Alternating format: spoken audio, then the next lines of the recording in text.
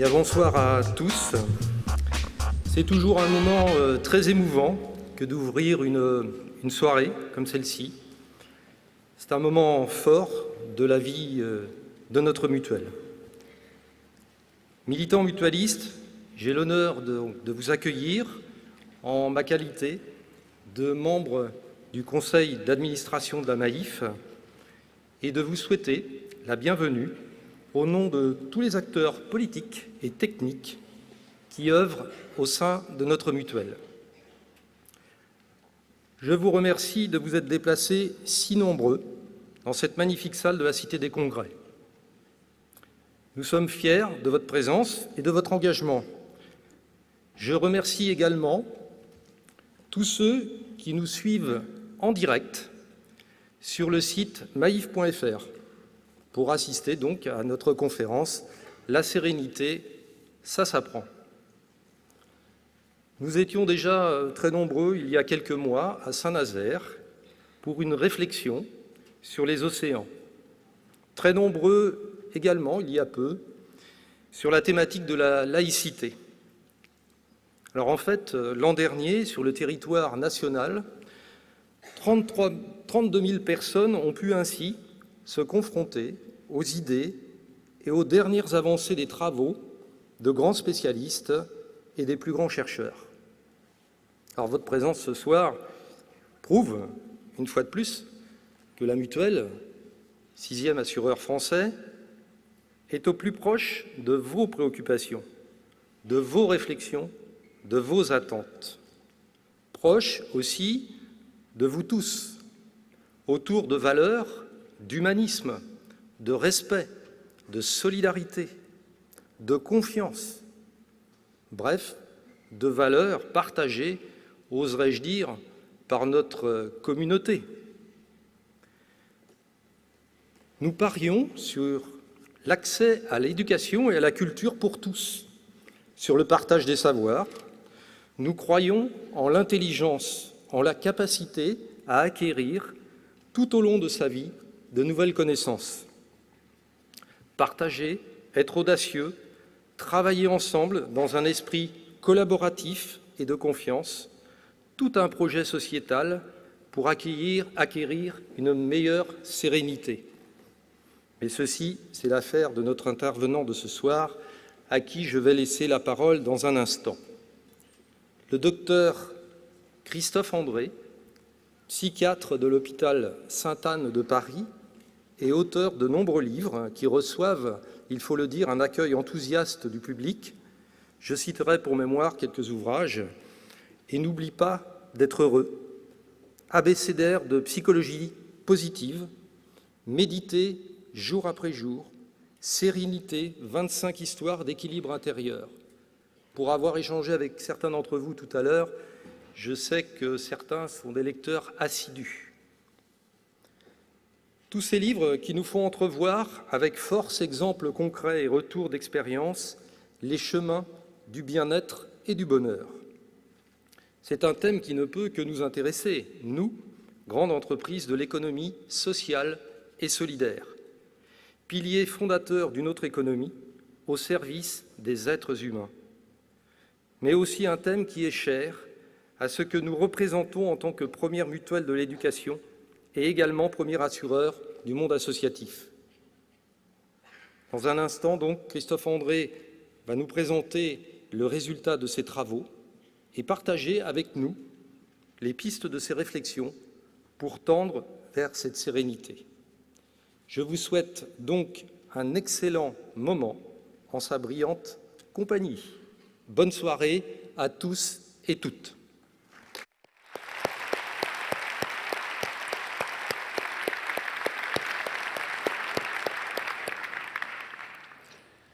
Merci beaucoup pour votre invitation et votre accueil. Merci évidemment à la Maïf pour cette confiance renouvelée qui fait que nous avons quasiment un partenariat depuis plusieurs années au travers de ces conférences. Merci à vous toutes et à vous tous de votre présence ici ce soir. Et juste un tout petit mot, je suis un peu plus ému que d'habitude ce soir en vous parlant, puisque Nantes est la ville natale de mon père, que j'y ai beaucoup de souvenirs. Je venais ici lorsque j'étais enfant et j'ai vu la ville changer, s'embellir, grandir et vraiment jusqu'à devenir une très belle ville, bien plus belle qu'elle ne l'était lorsque j'étais enfant. Donc ça me fait très plaisir à chaque fois de revenir à Nantes. Et puis d'autre part, ma mère était institutrice à la Maïf, donc voilà, c'est double émotion ce soir d'être devant vous. Alors, comme nous l'évoquions à l'instant, je vais vous parler ce soir de psychologie positive. En général, les psychiatres ne parlent pas de psychologie positive, puisque notre métier, c'est de travailler avec des gens qui ont plutôt du mal à positiver, du mal avec les émotions agréables, du mal à se sentir heureux. Mais j'ai choisi, voilà plusieurs années, de travailler sur ce qu'on appelle la prévention, et notamment la prévention des rechutes, autrement dit, sur l'ensemble des stratégies qui nous permettent d'offrir à nos patients fragiles, soit parce qu'ils ont déjà présenté des épisodes dépressifs, anxieux ou autres, soit parce qu'ils savent qu'ils sont vulnérables, donc l'ensemble des stratégies que nous leur offrons pour se consolider, pour être plus costauds face à ces menaces de décompensation sur le plan de ce qu'on appelle les troubles émotionnels. Donc c'est un petit peu pour ça qu'en fait, bien que psychiatre, m'occupant des pathologies, des souffrances, je vais vous parler de ce champ très passionnant de la psychologie positive, donc qui est lui plutôt tourné, vous allez le voir, vers le développement de toutes nos sources personnelles et relationnelles et environnementales de bien-être. Alors, avant de démarrer, j'aime bien inviter mon public à regarder cette petite diapositive, non pas pour déconsidérer ce que je vais vous dire, pour le dévaloriser, mais pour attirer votre attention sur une attente qui est très forte de ma part par rapport à cette soirée, c'est que je souhaite que finalement tout ce que je vais vous présenter, moi je vais vous présenter un survol des données scientifiques, des données thérapeutiques. On ne pourra pas tout aborder, mais j'essaierai de vous donner une idée de synthèse. Donc je vais vous présenter un survol de nos stratégies à nous, soignants, destinées aux personnes vulnérables et finalement, vous allez le voir, à l'ensemble des humains. Tous les humains sont par définition vulnérables. Mais ce qui sera le plus intéressant au cours de cette soirée, ça sera que vous fassiez la transposition entre ce dont je vais vous parler et finalement ce dont vous allez vous dire « tiens, ça, je peux l'utiliser » ou bien « ça, ça me paraît un peu théorique, un peu trop médico-psychologique » et peut-être aurons-nous l'occasion d'en bavarder ensemble lors du temps que je vais essayer de garder pour la séquence des questions-réponses, puisqu'en général, je suis très bavard.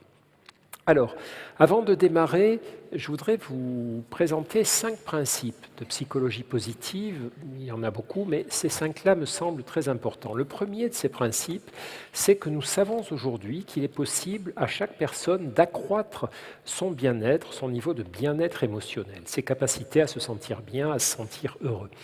Je précise ça d'entrée parce que pendant longtemps, on était à peu près convaincu qu'on ne pouvait pas faire grand-chose par rapport à ces capacités, que finalement, ce qu'on appelle notre tempérament, nos tendances, plus ou moins génétiques ou liées à l'environnement précoce, faisaient de nous des joyeux ou des grincheux, des optimistes ou des pessimistes, et que nous ne pouvions pas tellement changer ces prédispositions-là. En réalité, on a pu montrer depuis pas mal d'années maintenant que ça n'était qu'à moitié vrai. Et si vous regardez ce qu'on pourrait appeler la galette du bonheur ou le camembert du bonheur, vous pouvez voir sur cette diapositive qu'au fond, parmi les grandes sources qui vont contribuer à notre niveau de bien-être, à notre niveau de bonheur, parmi les grandes influences qui vont s'exercer sur ces capacités-là, il y a d'une part toute la partie bleue du camembert, vous voyez la partie qui est à votre droite. Ça, ce sont les tendances, non pas génétiques d'ailleurs, mais plutôt tout ce qui vient de nos gènes, parce qu'il existe, je ne sais pas s'il faut dire malheureusement ou heureusement, ça dépend de quel côté on se positionne, mais il existe des prédispositions génétiques, et tout comme nos gènes peuvent influer ou déterminer la couleur de nos yeux, notre taille, la couleur de nos cheveux, ils peuvent aussi faciliter ou entraver l'aptitude à ressentir des émotions positives. Une autre influence qui appartient à cette partie bleue du camembert, c'est les empreintes psychologiques précoces. Ce que nous avons vécu dans nos premières années, d'un point de vue affectif, d'un point de vue éducatif, met en place des automatismes en nous. Alors, ces automatismes, plus ceux que vont provoquer notre héritage génétique, vont entraîner non pas des comportements stéréotypés auxquels nous ne pourrions pas échapper, mais des prédispositions, des facilités, des automatismes. Et ce sont ces automatismes que nous sentons tous à l'œuvre lorsque nous vivons, sans faire d'efforts particuliers. On sent bien que face à des situations stressantes ou heureuses, notre tempérament, notre spontanéité va plutôt vers le fait de se laisser aller à ressentir des émotions positives ou vers une espèce d'inquiétude à les ressentir en se demandant est-ce que ça va durer, est-ce que c'est bien solide, est-ce que les difficultés ne vont pas revenir, etc. Donc toute cette partie bleue, finalement, représente les influences et les automatismes, ce qu'on appelle dans notre jargon les pilotes automatiques, facilitant ou contrariant, rendant plus difficile nos ressentis d'émotions positives. Alors, on reparlera plus tard, peut-être pendant la séquence des questions, de cette notion d'influence génétique, puisqu'elle a quelque chose d'un peu déprimant. Je vous dis juste en quelques mots que la bonne nouvelle, là aussi liée aux travaux qu'ont effectués les généticiens sur ces dernières années, c'est que nous avons compris que même lorsque nous sommes porteurs de certains gènes prédisposants, des ressentis anxieux ou dépressifs ou autres, nous pouvons les inactiver. On s'est aperçu que finalement, le fait d'avoir des gènes prédisposant à tel ou tel ressenti psychologique n'était pas forcément une fatalité dans la mesure où certains efforts, certains styles de vie peuvent activer ou désactiver ces gènes. Donc ça, c'est quelque chose de très réconfortant. Et puis, sur votre gauche, donc, vous avez la partie, à mon avis, la plus importante, c'est la partie dont nous allons traiter ce soir, les 40% de ces influences qui vont peser sur nos ressentis émotionnels, notamment en matière d'émotions positives. Ça veut dire que nous avons une marge de manœuvre très importante pour augmenter la fréquence et la puissance de nos sentiments heureux, si besoin est, ou pour, si nous avons déjà les bonnes prédispositions, aller vraiment encore plus loin dans les bien-être et les bonheurs que peut nous procurer l'existence. Et vous pouvez voir aussi qu'il reste un tout petit morceau, un petit 10%, qui est lié à l'influence de l'environnement. Alors ça peut paraître très peu finalement que notre environnement ne pèse que 10%, à peu près, évidemment c'est compliqué de donner des chiffres aussi précis, mais à peu près sur notre bonheur. Mais vous verrez tout à l'heure, je vous expliquerai un ou deux des mécanismes qui conduisent à ce type de résultat. Donc en gros, nous allons parler ce soir de la partie verte de la tarte ou du camembert du bonheur. L'autre point important par rapport à cette possibilité d'élever notre niveau de bien-être, c'est que la marge de manœuvre est importante, vous l'avez vu, est grande, mais à condition que nous y travaillions, que nous nous entraînions et que nous produisions un certain nombre d'efforts. Il y a un apprentissage, en quelque sorte, de ces aptitudes-là qui fonctionnent comme les autres apprentissages, sans effort et sans répétition, à moins d'être un surdoué au départ, eh bien, les choses auront du mal à bouger favorablement. Donc, ce qui est bien, c'est que ces efforts concernant l'entraînement au bien-être, au bonheur, sont plutôt des efforts intéressants et agréables. Il n'en reste pas moins que ce sont quand même des efforts. Le troisième point dont je voulais vous parler, et là encore qui rassemble des données récemment découvertes, c'est que nous avons compris depuis pas mal de temps maintenant que les efforts psychologiques que nous faisions de manière cohérente et répétée, organisée, modifiaient tout simplement notre cerveau, modifiaient la manière dont les différentes zones de notre cerveau communiquent, sont connectées entre elles, et que finalement ces apprentissages, notamment ces apprentissages à la régulation émotionnelle des ressentis positifs, vont entraîner des changements structurels dans notre fonctionnement cérébral. C'est ce qu'on appelle la neuroplasticité, la capacité du cerveau à changer tout au long de notre vie. À un moment donné, là aussi, on avait une vision un peu tristounette du fonctionnement du cerveau, où on avait le sentiment, on retrouve ça encore dans des livres un peu anciens, que nous avions tout notre stock de neurones à la naissance et que chaque année qui passait voyait mourir, périr et disparaître pour toujours des grandes quantités de neurones. En réalité, ce n'est pas comme ça que ça fonctionne et on peut avoir, sinon des vastes créations de nouveaux neurones, du moins des réagencements, des connexions synaptiques, des communications entre les neurones extrêmement importantes, extrêmement influentes jusqu'au dernier jour de notre vie, pour peu qu'on s'engage dans certains efforts. Le quatrième point que je voulais souligner avec vous, c'est que l'idée de la psychologie positive n'est pas de tout positiver, d'être toujours satisfait et content, mais simplement de l'être chaque fois que la vie nous offre des bonnes choses ou des choses intéressantes. Et vous verrez que parfois, on se surprend à ne pas réagir comme on le devrait ou comme les gens attendraient que nous le fassions, parce que certaines situations de bonheur, de bien-être, nous sont inhabituelles ou qu'on a peur qu'elles ne durent pas, etc., etc. Et enfin, le cinquième point que nous retraiterons plus longuement en fin de rencontre, c'est que parmi les moyens qui nous permettent de ressentir plus de bonheur, d'accéder à une plus forte stabilité émotionnelle sur un versant positif, eh bien, l'attention, ce sur quoi nous dirigeons notre attention, la manière aussi dont nous protégerons notre attention de tout un tas de flots d'informations et d'interruptions, joue un rôle considérable. Et là encore, c'est une notion que nous avons tous pu observer, c'est un phénomène que nous avons tous pu observer, un petit peu comme les personnages de ce dessin. Il est fréquent que nous soyons dans des conditions extrêmement favorables, potentiellement en tout cas, mais que nous ne prenions pas ce que notre environnement, ce que nos conditions de vie nous donnent, parce que notre esprit est déjà occupé, notre esprit est déjà collé, adhère à des pensées qu'on appelle des ruminations. Les ruminations sont toutes les pensées que nous avons hors contexte. J'ai un souci, puis la vie m'amène dans une autre zone, dans d'autres activités, d'autres engagements que ceux du souci, et pourtant le souci est toujours là dans ma tête alors que moi je suis ailleurs. Et chaque fois que mon corps est présent dans des situations agréables, mais que mon esprit n'y est pas, est ailleurs, eh bien c'est comme si je ne vivais pas ces situations agréables, c'est comme si elles ne pouvaient me faire aucun bien. Et donc ça, c'est quelque chose qui est fondamental parce que autant il y a des circonstances de vie sur lesquelles nous ne pouvons pas influer ou peser, autant l'endroit où nous portons notre attention est a priori quelque chose qui est à notre portée, en tout cas qui relève pour partie, et parfois après entraînement, de nos efforts personnels. Voilà.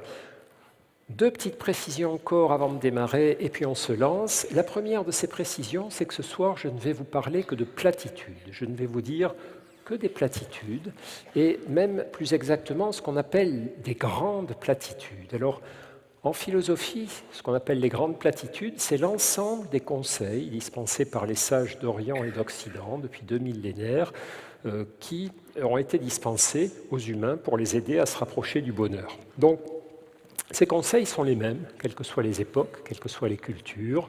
C'est ne pas cultiver de ressentiment, vouloir le bien de son prochain, entretenir des bonnes relations avec les autres humains, rester en contact avec la nature, etc., etc. Des choses évidentes que vous savez déjà. Donc ce soir, je pense que vous n'apprendrez rien de nouveau. J'espère juste vous convaincre de passer à l'action, puisque ce que nous disons souvent dans le champ de la psychologie positive, c'est que finalement, l'important n'est pas ce que je sais, mais ce que je fais. La plupart de ce dont nous allons parler ce soir, vous le savez très probablement. Par contre, je ne suis pas sûr que vous le fassiez de manière régulière. Et évidemment, en matière de bonheur, de bien-être, de ressenti positif, ce ne sont pas les concepts qui nous sauvent et qui nous font bouger, ce sont les passages à l'acte et les mises en action. Ce n'est pas le concept de vélo qui muscle mon muscle cardiaque, mais c'est le fait de pédaler. Et de la même façon, ce n'est pas de savoir ce qu'il faut faire pour me sentir heureux qui va me rendre plus heureux, mais c'est tout simplement de le faire. Et c'est un des problèmes d'ailleurs de la psychologie positive, parce que souvent, ces conseils nous semblent tellement simples que nous n'y voyons que des évidences, et nous renonçons finalement à les mettre en action et à les mettre en marche, ce qui représente une erreur bien sûr importante. Le deuxième point sur lequel je voulais attirer votre attention, c'est que chaque effort que vous faites en matière de psychologie positive, chaque effort que vous faites pour savourer davantage l'existence, pour profiter davantage, pour provoquer davantage de bons moments, à lui tout seul peut sembler là aussi ténu, fin et de faible impact, de faible force. Mais en réalité, plus nous les multiplierons, plus nous associerons telle petite démarche à telle petite démarche, et plus nous nous rapprocherons du modèle de la corde. Chaque brin de la corde est lui-même ténu, faible et peu puissant, mais lorsque nous les assemblons, alors on a une bonne grosse corde très solide qui peut soulever des poids très importants.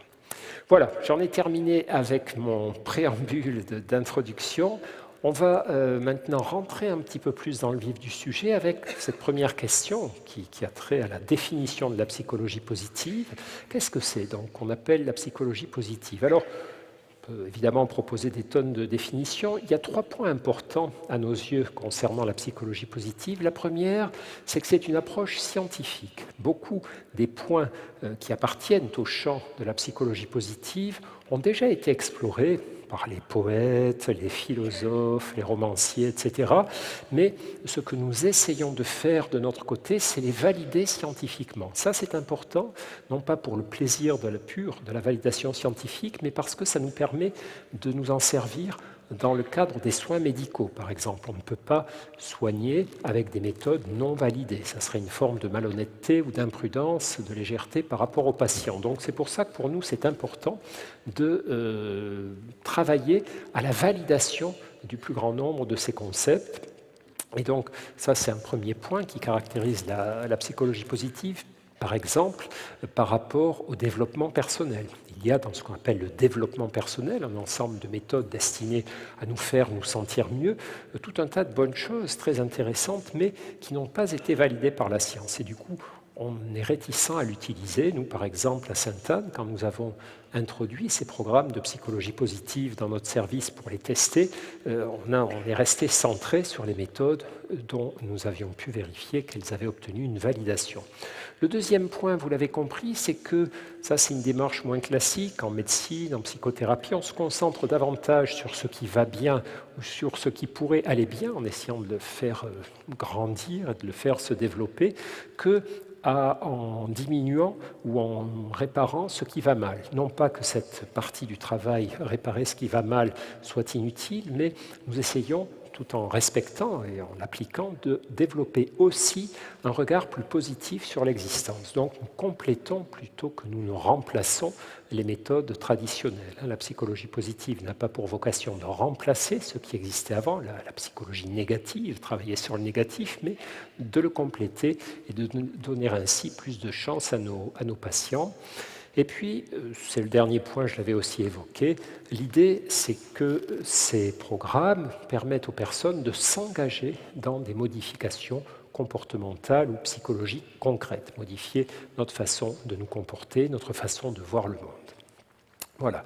Ça, c'était ce qu'est la psychologie positive. Alors, ce qu'elle n'est pas, comme je vous le disais, elle n'est pas un recyclage de la pensée positive. J'insisterai à plusieurs reprises là-dessus parce que l'idée n'est pas de toujours positiver. Ça peut poser des tas de problèmes. Quand nous avons testé ces programmes à Sainte-Anne auprès de patients, nous ne l'avons pas proposé à des patients dépressifs, anxieux, en plein problème d'alcoolisme, parce qu'ils n'auraient pas pu en bénéficier. Ça les aurait plutôt attristés de voir qu'ils étaient si loin des objectifs proposés. Nous le proposions aux patients en rémission, c'est-à-dire qui allaient mieux, mais qui savaient que le ciel pouvait, à n'importe quel moment, leur retomber sur la tête, et donc qui profitaient de ce mieux pour faire les efforts que nous leur proposions de faire dans les groupes. Le deuxième point, c'est que la psychologie positive n'a pas à être et n'a pas à nous conduire à un déni de la réalité. Souvent, on perçoit ces histoires de psychologie positive comme un moyen finalement de nier les problèmes ou de dire non, il n'y a pas de problème, tout va bien, de positiver une fois de plus. Un peu comme voilà, le coaching là, que fait le chef gladiateur à ces quelques martyrs chrétiens. Ben, c'est pas ça, c'est pas vers ça que doit tendre la psychologie positive. Et son objectif n'est pas de nier les problèmes, mais plutôt de nous aider à les affronter. Et vous verrez tout à l'heure, nous en reparlerons, que finalement, c'est quelque chose de beaucoup plus intéressant. Elle n'a pas à représenter un écran qui nous occulterait les difficultés de la vie. Ces difficultés, il faut les affronter, elles peuvent nous apprendre beaucoup de choses, mais c'est plutôt une sorte de carburant, de source d'énergie qui va nous aider à supporter, à affronter et à avoir la force de modifier, chaque fois qu'on le peut, les difficultés que nous avons, hélas, souvent des chances de rencontrer. Dernier point. J'en parlais tout à l'heure, je repasse une couche.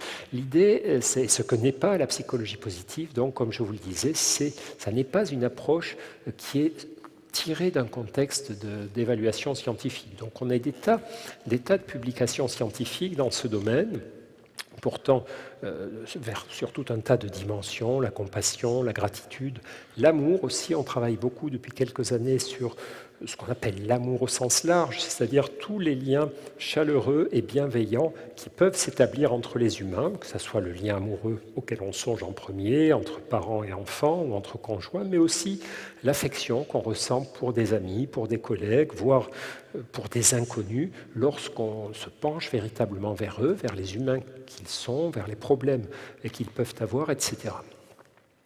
Voilà, ça ce sont les manuels français, dont les miens, etc., etc. Alors, on va maintenant se pencher de façon un peu plus précise encore sur certains des rouages de ces efforts et ces mécanismes de la psychologie positive. Mais finalement, vous l'avez compris, ce qu'on appelle aujourd'hui psychologie positive, c'est une version moderne de la quête du bonheur, de la recherche du bonheur, donc qui est une très très vieille histoire, mais que nous cherchons aujourd'hui à mieux comprendre. Alors parfois, on nous dit, bah oui, mais vous n'êtes pas très poétique, alors vous prenez tous ces grands concepts, là, comme le bonheur, et puis vous les démontez, vous les mettez à plat, vous essayez de voir sur quel neurone, sur quel neurotransmetteur, etc., ça fonctionne.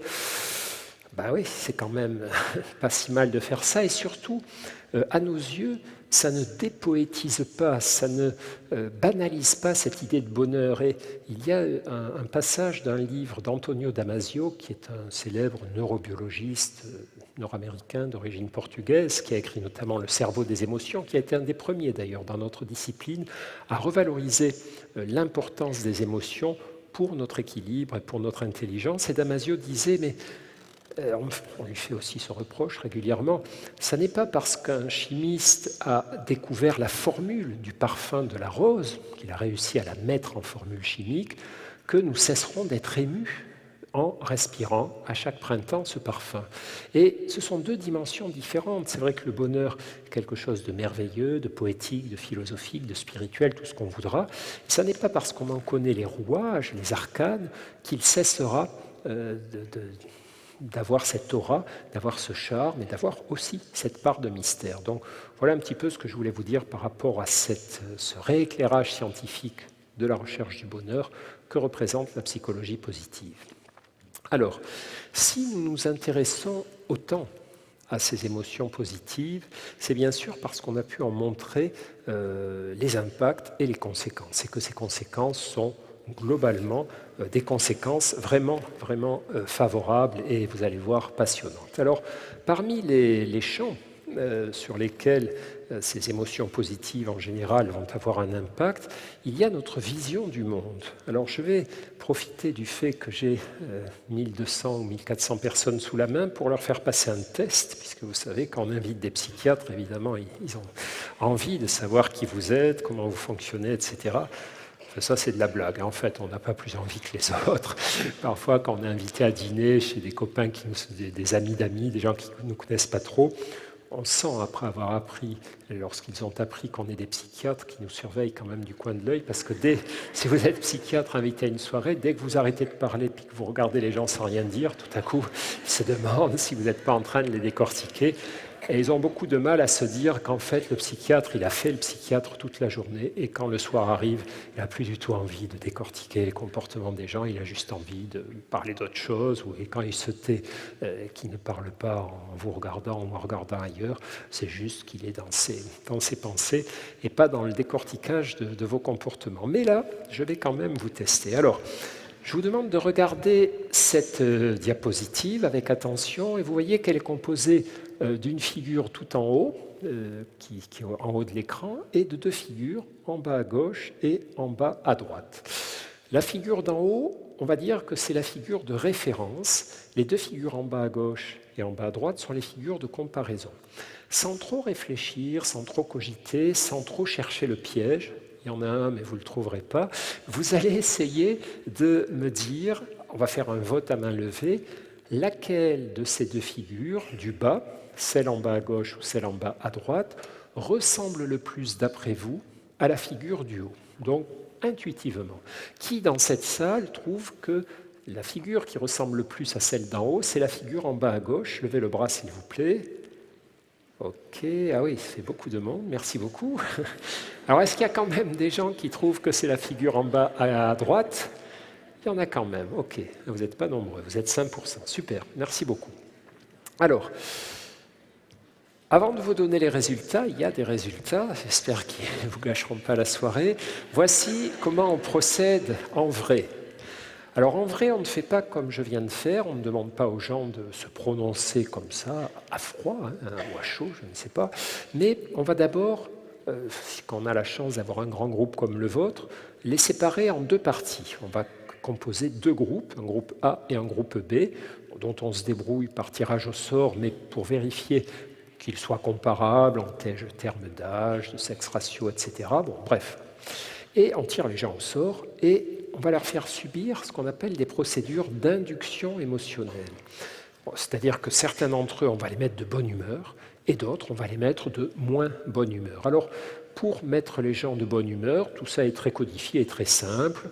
Soit on leur fait écouter de la musique gaie, on leur fait lire des histoires drôles, on leur montre des extraits de films comiques, ou, ce qui est encore plus fort comme impact, on leur fait passer un test de quotient intellectuel dont on va truquer les résultats. C'est-à-dire que quoi que vous répondiez, vous aurez 140 de QI, et donc le protocole, c'est qu'on s'approche de vous, on vous félicite, c'est exceptionnel, des gens aussi intelligents que vous, félicitations, voilà. Bon, tout ça met les gens de bonne humeur en général. Et par contre, si vous avez eu la malchance d'être tiré au sort dans le groupe induction d'émotions négatives, vous allez subir le traitement inverse, musique triste, histoire triste, extrait de mélodrame, et puis votre test de QI, même si vous avez été excellent, vous aurez 83, et là encore, c'est assez protocolé, on s'approche de vous, on vous dit désolé, bon, évidemment, il y a des gens qui ont un tout petit QI, bon, c'est la vie, et on peut s'en sortir quand même, etc., etc. Et les gens sont quand même un tout petit peu marqués émotionnellement pendant au moins quelques temps. Puis après, on leur dit la vérité, quoi. On ne les laisse pas repartir dans cet état. Bon.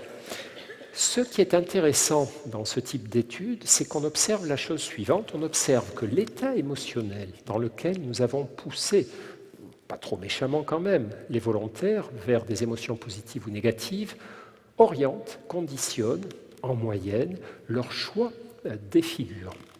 Ce qu'on voit, c'est que lorsque les gens sont sous l'emprise, sous l'empreinte d'émotions positives, plutôt agréables, ils choisissent majoritairement cette figure comme étant la plus ressemblante avec celle du haut. Donc ce soir, majoritairement, vous semblez plutôt, pour l'instant, content d'être là et de bonne humeur par rapport à la soirée ou à ce qui s'est passé dans votre journée. Et lorsqu'on a induit des émotions négatives, eh bien, les personnes, en moyenne, en général, choisissent plutôt la figure qui est en bas à votre droite. Alors, pour celles et ceux qui ont choisi la figure en bas à droite, ne vous faites pas trop de soucis parce que vous avez le droit d'abord de ressentir à cet instant des émotions négatives, inconfortables, c'est normal. Il y a dans notre vie des moments où il s'est passé des choses qui nous rendent inquiets, préoccupés, soucieux, donc ça serait absurde de ne pas être un peu endolori par certains événements de vie. Ou bien, vous êtes peut-être de très bonne humeur, mais votre cerveau est différent de celui de la plupart des gens de cette salle.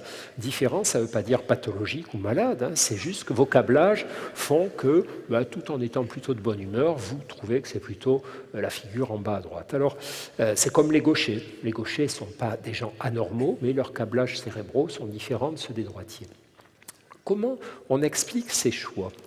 Alors, on est trop nombreux pour que je vous demande, mais lorsque je demande dans les petits groupes aux personnes qui ont voté pourquoi elles ont fait tel ou tel choix, la plupart du temps, les personnes qui ont fait ce choix me disent c'était des carrés, les petites formes en haut, donc j'ai choisi de rester sur les carrés. Ou bien elles ont un autre choix en disant il y en avait 3, j'en ai pris 4, mais bon, en général c'est plutôt les carrés. Tandis que les personnes qui ont fait ce choix-là me disent carré ou triangle, c'est pas ça qui m'a frappé. Ce qui m'a frappé, c'est la disposition générale, la forme générale de la figure en triangle. Et donc, quels que soient les composants, je reste sur la forme générale en triangle. Et effectivement, ça correspond exactement à ce qu'on obtient par d'autres recherches, d'autres travaux, et qui est la chose suivante. Les émotions et l'attention sont très étroitement connectées. En général, lorsqu'un humain, et c'est vrai pour l'ensemble des mammifères, est sous l'emprise d'émotions négatives, son attention se focalise sur les détails.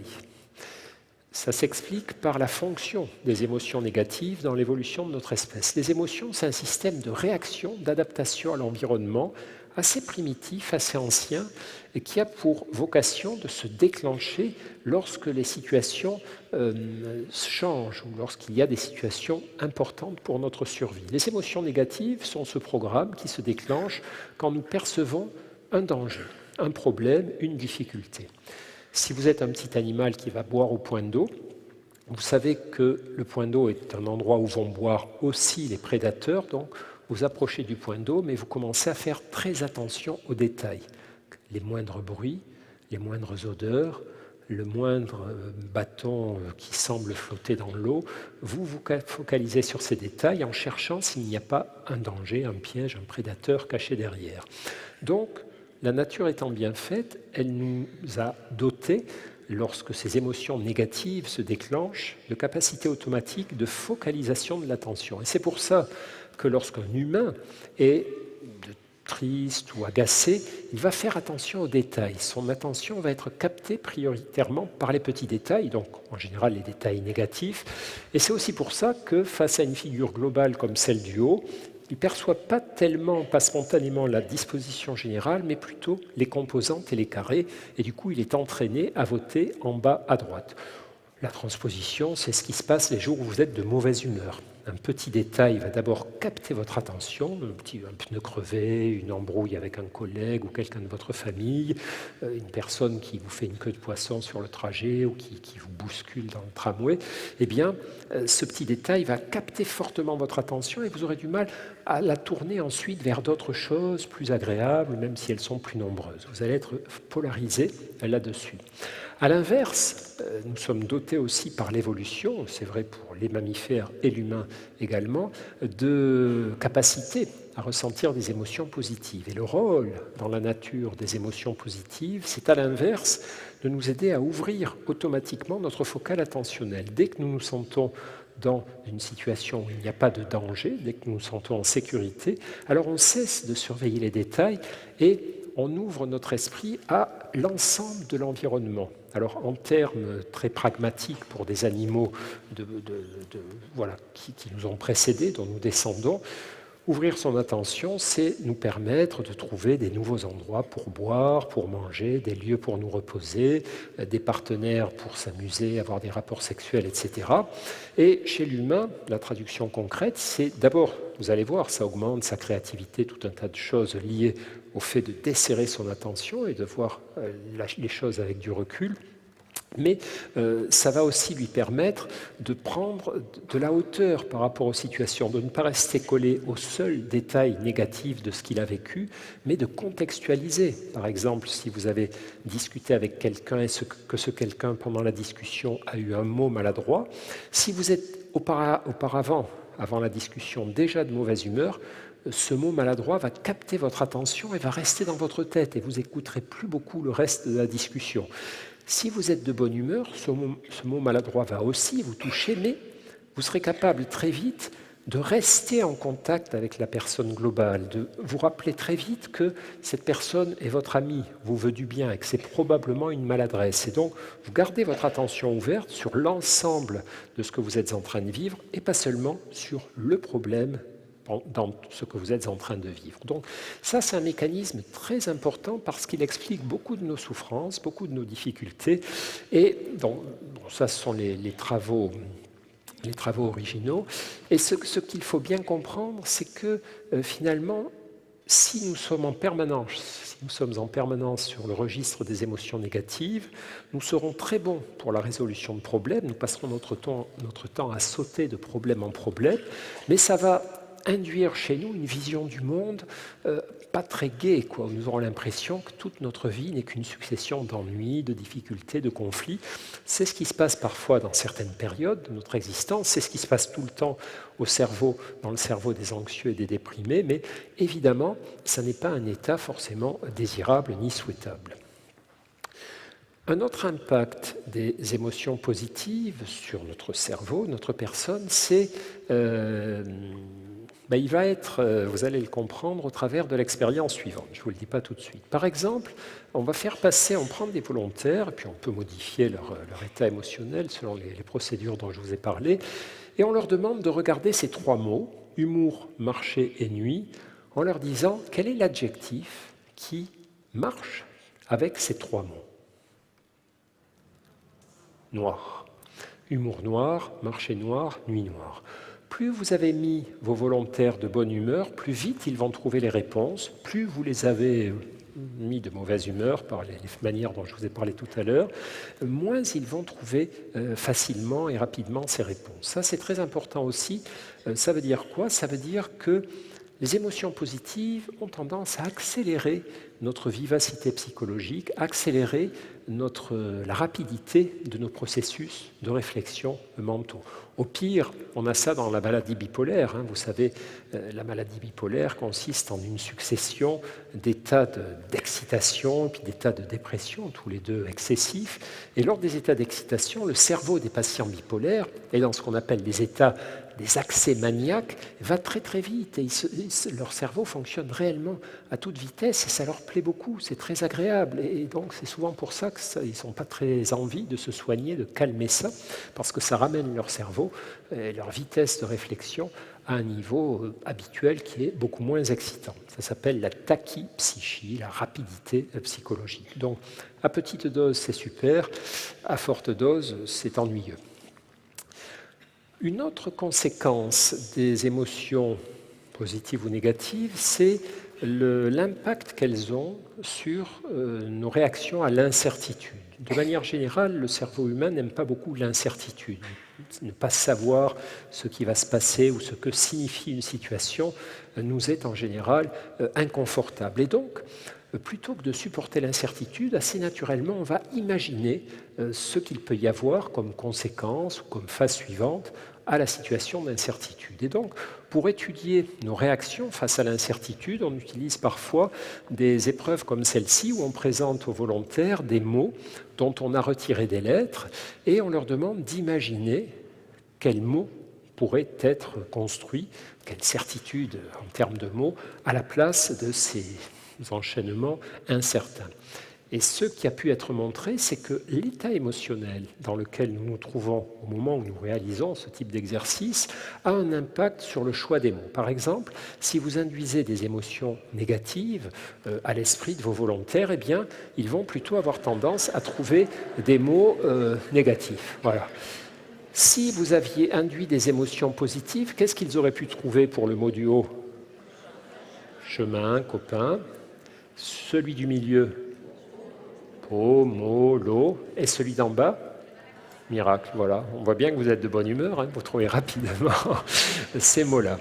Donc ça, c'est intéressant parce que, comme la vie est faite d'incertitudes constantes, ne serait-ce que l'incertitude de l'instant d'après, du lendemain, des conséquences à moyen terme et à long terme de nos actes, eh bien, il faut savoir que si nous sommes en permanence sur un registre émotionnel négatif, nous serons en permanence confrontés à des soucis à venir. C'est comme ça que fonctionne le cerveau des anxieux.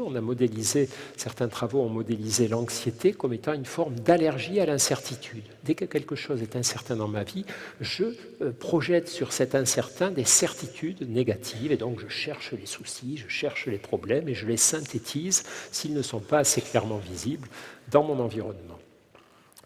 Une autre des conséquences positives importantes, très très importantes sur nous, c'est l'impact sur ce qu'on appelle le lien social, nos relations avec les autres humains. Alors, c'est très intéressant parce que c'est à double sens. On a d'abord toute une série d'études qui nous permettent de montrer comment les émotions positives vont faciliter ce qu'on appelle les comportements prosociaux, c'est-à-dire les comportements d'ouverture, d'attention prêtée à autrui et de capacité à aider autrui s'il en a besoin. Donc ça, c'est assez facile à modéliser, et ça fait longtemps que les laboratoires de psychologie sociale ont conduit des expériences. Donc, par exemple, vous faites venir vos volontaires, vous leur faites subir un état émotionnel positif ou négatif, et puis vous leur dites que l'expérience est terminée, qu'ils peuvent rentrer chez eux. Donc ils quittent le laboratoire et dans le couloir qui mène vers la sortie, ils vont croiser quelqu'un qui porte des dossiers, qui trébuche et qui renverse tous ces dossiers devant eux. Ce quelqu'un, c'est un comparse des expérimentateurs, c'est un étudiant dont le boulot ce jour-là consiste à mettre des dossiers sur ses mains, à les faire tomber toute la journée. Dès que les personnes qui participent à l'expérience ont fait leur test, elles sortent du labo. Et ce qu'on veut voir dans ces cas-là, c'est comment l'état émotionnel dans lequel les gens se trouvent influence ou non les comportements d'aide. Et ce qu'on trouve, ce qui peut vous apparaître effectivement comme une grande platitude, c'est que plus nous sommes de bonne humeur, plus nous allons avoir tendance à aider autrui, et moins nous sommes de bonne humeur, moins nous allons avoir tendance à l'aider. Cette induction émotionnelle joue donc un rôle sur notre ouverture à autrui, sur notre spontanéité quant au fait d'aider autrui. Ça ne veut pas dire que les gens sont devenus gentils ou méchants, ça veut juste dire, rappelez-vous de nos expériences précédentes, que notre attention est resserrée ou est ouverte. Chaque fois que nous souffrons, chaque fois qu'un humain est exposé à de la souffrance, c'est négatif, ça induit des émotions négatives, et donc son attention se focalise, en général, se focalise sur lui. Quand nous souffrons, c'est notre souffrance qui nous intéresse. Le reste nous importe peu. Si j'ai très mal aux dents, très mal au dos, si j'ai un gros chagrin d'amour, je ne peux plus voir que le ciel est bleu, que les fleurs sont belles, qu'il y a plein de choses intéressantes autour de moi. Je ne vois que moi, noyé dans ma souffrance. Et donc, les gens qui sortent du labo en venant d'apprendre qu'ils sont un peu limités intellectuellement, en ayant écouté des musiques tristes, etc., sont focalisés sur eux et leur souffrance transitoire. Au moins, ils ne voient pas, ne regardent pas, ou pas beaucoup, ou moins, ce qui se passe autour d'eux. Et les autres, à l'inverse, sont plus attentifs et plus ouverts. Donc, on a des tas de travaux assez anciens qui datent, vous voyez, des années 70, et puis des travaux plus récents, par exemple par des jeunes chercheurs en psychologie positive français, comme Rebecca Shankland, qui est prof de psychosocial à Grenoble, qui avait conduit une petite expérience assez ressemblante où elle proposait, je crois que c'était dans une camionnette, dans une rue passante du centre-ville de Grenoble, à tous les gens qui passaient de s'arrêter pour participer à une grande étude sur le moral des Français. Et ça leur permettait de gagner 10 €. Donc, il y avait un panneau, grande étude du laboratoire de l'université sur le moral des Français, questionnaire anonyme, ça dure 10 minutes et vous gagnez 10 €. Donc, pas mal de gens s'arrêtaient, rentraient, remplissaient les questionnaires, qui étaient effectivement des questionnaires sur le moral, mais les Français, on s'en fichait un petit peu, c'était leur morale à eux. Ça permettait de voir s'ils étaient, à cet instant-là, plutôt de bonne humeur ou de mauvaise humeur, au moment où ils passaient les questionnaires. Puis on leur donnait les 10 €, puis ils ressortaient de la camionnette, et là encore, c'est là que les histoires sérieuses commençaient. Ils étaient arrêtés par un chercheur qui leur disait « Voilà, merci beaucoup d'avoir participé à l'expérience, on vous a bien donné les 10 €, super. Si vous voulez, vous n'êtes pas obligé, mais si vous voulez, vous pouvez nous redonner ces 10 € ou une partie de ces 10 € pour notre fonds de recherche et d'aide aux pays en voie de développement qui ont beaucoup de mal à pratiquer des expériences de psychologie. » Donc, ce qu'on voulait voir, c'est, parmi les personnes qui venaient d'être testées quant à leur état émotionnel, est-ce que celles qui étaient de meilleure humeur donneraient plus que celles qui étaient de moins bonne humeur? Et là encore, c'est ce qu'on a pu retrouver. Donc, ce sont des données assez robustes et assez solides. Alors, je vous disais tout à l'heure, c'est un peu des grandes platitudes. Pas tout à fait. Pas tout à fait, parce que pendant longtemps, on entendait des thèses sur Bonheur et égoïsme. Quand les gens sont contents, quand les gens sont heureux, ils se replient sur eux et ça les rend égoïstes. C'était un peu dérangeant, parce que c'était assez culpabilisant du coup d'être heureux après ça ou de chercher à l'être. Et en fait, la plupart des études conduites dans ce sens-là infirment cette idée reçue et montrent que toutes choses égales par ailleurs, si vous êtes plus heureux ou un peu plus heureux que d'habitude, ça va vous rendre un peu plus attentif aux autres et un peu plus généreux. Alors bien sûr que les grands égoïstes, quand ils sont plus heureux, ne deviennent pas altruistes, mais ils sont quand même un peu moins égoïstes. Ça marche aussi dans l'autre sens, on ne va pas trop en parler ce soir, mais c'est passionnant pour nous. Ça marche aussi dans l'autre sens, c'est-à-dire que lorsqu'on amène des volontaires dans différentes expériences à aider autrui, à faire des choses agréables aux autres, eh bien, on élève leur niveau de bien-être. Se rendre utile, dépanner, rendre service est quelque chose qui nous fait du bien et qui nous apporte en retour des émotions positives. Donc vous voyez, c'est un cercle vertueux qui est câblé comme ça, qui est livré de série dès notre naissance à l'intérieur de notre cerveau, parce que nous sommes une espèce sociale. L'humain est une espèce sociale, c'est-à-dire que tout seul, il est minable. Et c'est vrai que biologiquement, nous sommes des minables absolus, c'est-à-dire on n'a pas de griffes, on n'a pas de cornes, on n'a pas de carapace, on n'a pas de crocs, on ne court pas très vite, on n'est pas très musclé. Et donc, si on chassait chacun pour nous, on n'irait pas très loin. On ne serait pas devenu la grande espèce prédatrice de la planète. Notre développement et notre croissance, notre domination en tant qu'espèce tient au fait que nous sommes une espèce sociale, des animaux sociaux, et qu'il faut que dans notre cerveau soit câblé à l'avance. Il ne faut pas que nous ayons besoin de l'apprendre en force, que spontanément, intuitivement, nous sentions bien qu'aider notre prochain est quelque chose d'agréable. Et pour ça, la nature a mis en place chez nous un système cérébral de récompense qui est très important. C'est comme pour la sexualité, c'est comme pour le sexe. Avoir cherché et courir après une activité sexuelle, si on réfléchit bien, c'est quand même un truc fatigant, quoi. Il faut chercher les gens, il faut les convaincre, il faut s'activer, etc. Donc économiquement, en termes de dépenses d'énergie, on pourrait bien s'en passer, sauf que il y a des récompenses importantes, des récompenses ponctuelles à la fin du rapport sexuel, et puis plus globales en termes d'attachement, de confort, etc. C'est pareil pour l'entraide. Il faut que l'entraide soit récompensée dans notre espèce pour que vraiment elle soit quasiment un comportement réflexe. Et on pense aujourd'hui d'ailleurs que la prédisposition à l'empathie, à l'altruisme, à l'entraide, à la solidarité est fondamentale, basale et innée, et que ce sont plutôt les influences extérieures, éducatives, sociales ou autres, qui ont tendance à freiner un peu ces prédispositions spontanées. Mais ça, c'est une autre histoire. Voilà. De toute façon, nous savons tous intuitivement à quel point, comme vous le voyez sur cette diapositive, finalement, le fait d'être courtois, respectueux, gentil, chaleureux, aidant, va provoquer en retour des modifications favorables. Alors nous ne faisons pas ça pour ça. Les comportements altruistes n'ont pas pour finalité d'obtenir consciemment une récompense, mais ils ont pour vertu d'entraîner souvent ce type de récompense et donc d'être ainsi renforcés, comme on dit en psychologie. Alors, on a aussi d'autres études portant sur l'impact des émotions positives sur la santé. Ça nous intéresse bien sûr beaucoup en médecine. Alors, parmi ces études, nous disposons d'études à court terme qui consistent à explorer quel est l'impact des émotions sur certaines variables de notre santé dans les minutes ou les heures qui suivent l'apparition de ces états émotionnels. Là, vous avez la description au travers de petits dessins d'une étude assez classique. Dans un premier temps, vous faites venir des volontaires dans votre laboratoire, vous les installez, vous mesurez, vous les appareillez, vous mesurez leur rythme cardiaque, leur variabilité cardiaque, la variation de l'écart entre les battements cardiaques, voilà, au repos. Tranquillement, c'est voilà, leur rythme habituel.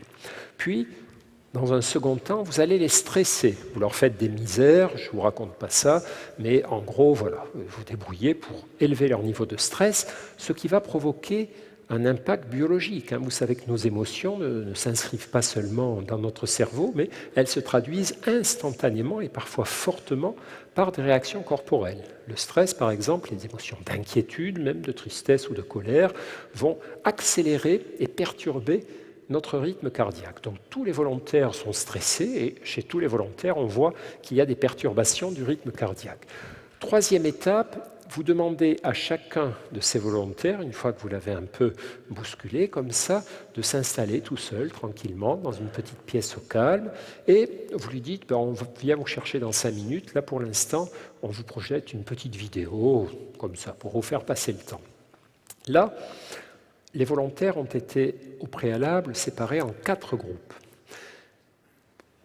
qui vont recevoir chacun 4 induction émotionnelle de nature différente. Le premier groupe, tout en haut, reçoit une induction émotionnelle positive, c'est-à-dire que vous lui faites voir un film comique et, évidemment, ça le met de bonne humeur, il rigole, etc. Le deuxième groupe, juste en dessous, voit un film magnifique avec des paysages vus d'avion, donc ça provoque chez lui de l'admiration, une émotion d'admiration, qui est aussi une émotion positive.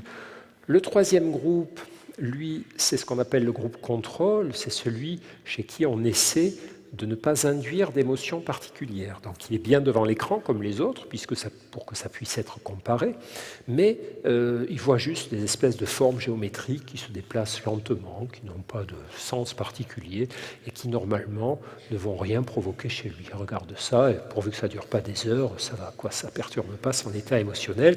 Et le quatrième groupe, toujours tiré au sort, malheureusement pour lui, va recevoir une induction d'émotions négatives, c'est-à-dire on lui projette un film qui est une visite de cimetière avec une musique un peu triste et des commentaires sur le fait qu'on va tous mourir et que c'est quand même pas très drôle. Bon, voilà.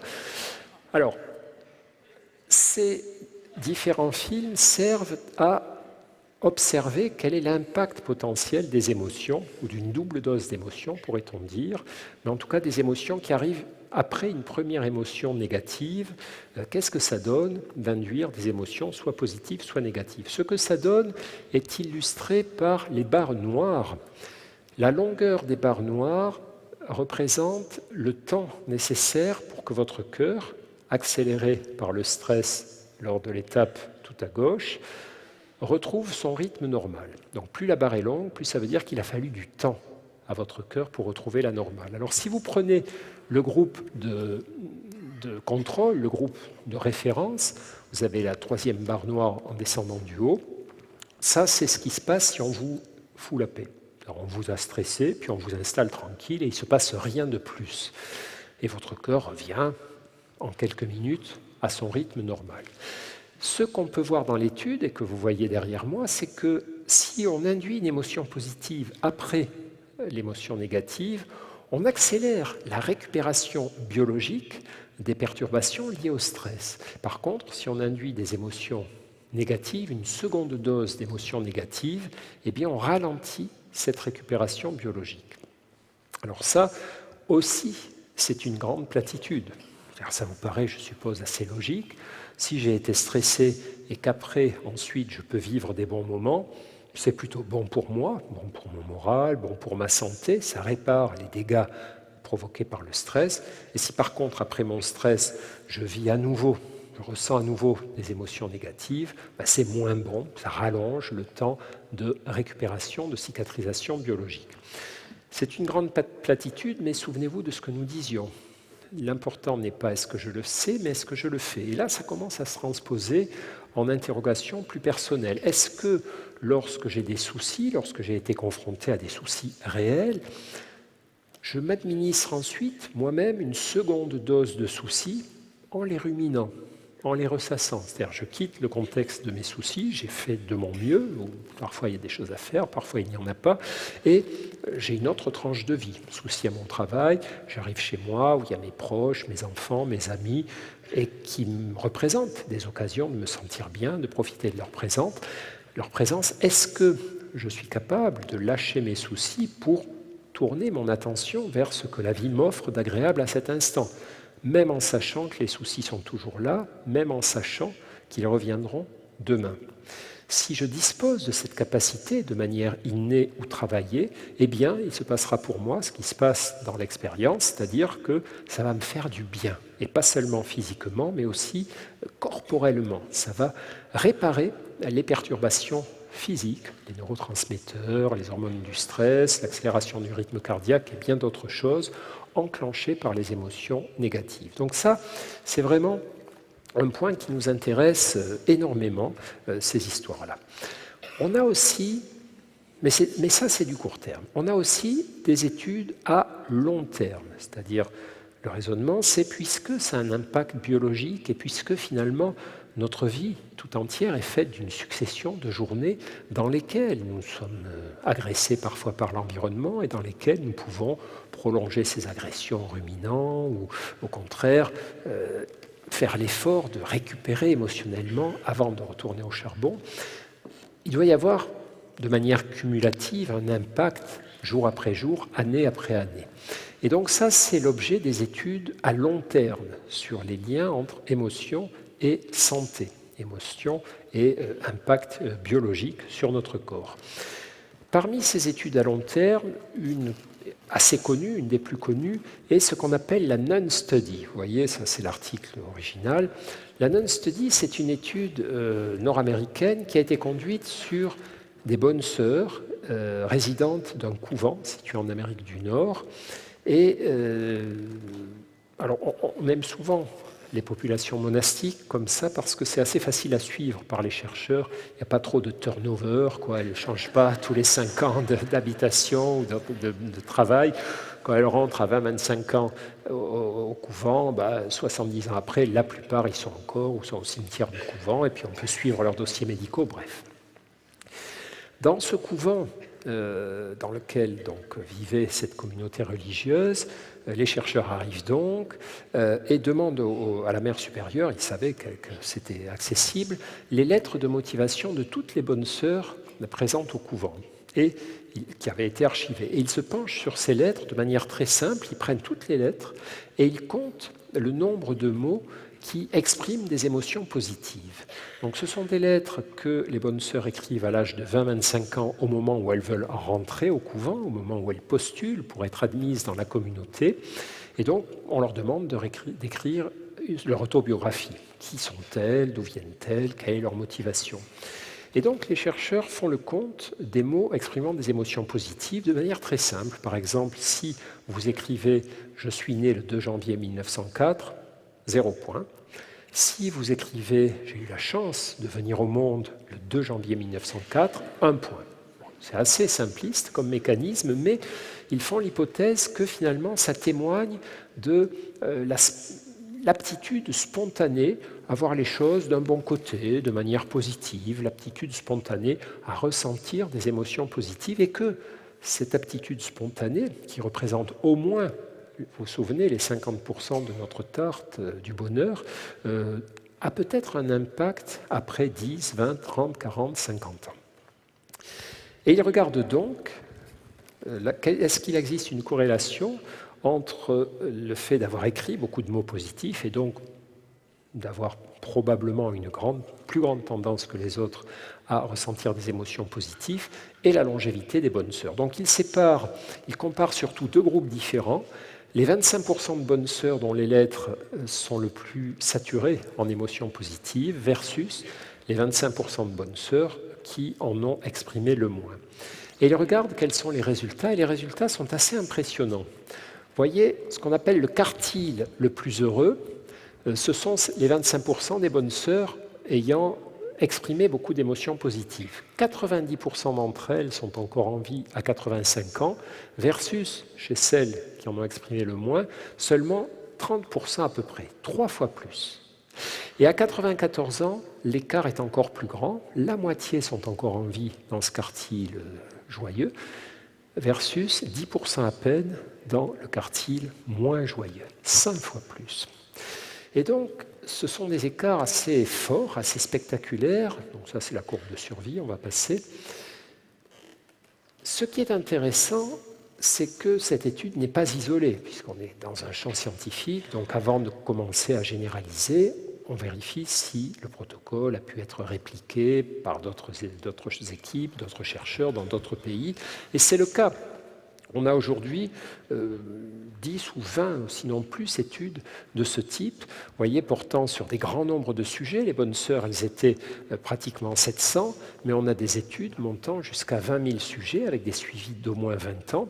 Et dans tous les cas, on trouve une corrélation positive entre prédisposition aux émotions négatives et impact sur la longévité, sur la santé. Alors, on vérifie cette corrélation, puisque vous savez qu'une corrélation, ce n'est pas forcément une causalité.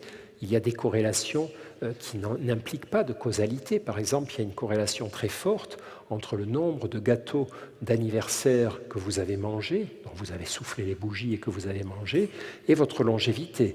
Plus vous avez soufflé de bougies sur vos gâteaux d'anniversaire, plus vous êtes vieux. Mais ça ne veut pas dire qu'il faut manger des gâteaux d'anniversaire pour vivre plus longtemps. Il y a une corrélation, mais qui n'implique aucune causalité. Là, il y avait une causalité, donc on sait calculer ça, c'est des techniques qui sont mises en œuvre dans la plupart de ces études. Et la causalité est très forte des émotions positives vers la santé, vers l'amélioration, toutes choses égales par ailleurs, de la santé et de la longévité, tout comme elle est forte également, et malheureusement, des émotions positives vers la limitation négative, vers la limitation en matière de santé. Aujourd'hui, on a donc tendance à tirer les conclusions suivantes. Alors, on est prudent parce que c'est un sujet délicat quand même, c'est-à-dire quand on commence à regarder ce que donnent les émotions sur la santé, c'est à la fois une bonne et une mauvaise nouvelle. La bonne nouvelle, c'est que c'est un facteur sur lequel on peut agir individuellement. La moins bonne, c'est que si on a des tendances anxieuses, grincheuses, dépressives, c'est un côté un peu inquiétant. Et puis aussi, si on est malade, si on tombe malade, c'est un côté culpabilisant. Donc, ce qu'il faut rappeler, d'une part, c'est qu'il n'y a pas que les émotions qui vont faciliter la maladie ou la santé. Il y a beaucoup d'autres facteurs. Il y a bien sûr la génétique, et puis il y a des facteurs comportementaux ou environnementaux. L'exercice physique joue un rôle très important, présence ou absence d'exercice physique, l'alimentation également, les émotions, etc., etc.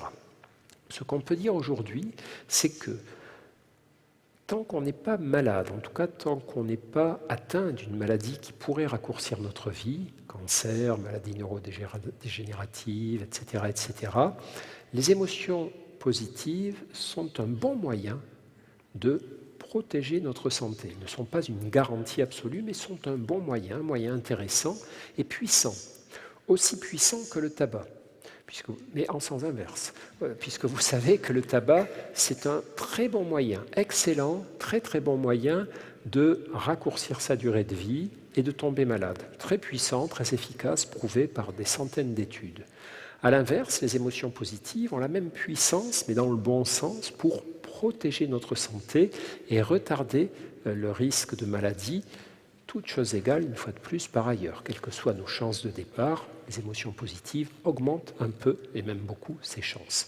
Donc c'est ça qu'on peut dire aujourd'hui. On ne peut pas dire aujourd'hui que les émotions positives ont un pouvoir de guérison sur les maladies déclarées.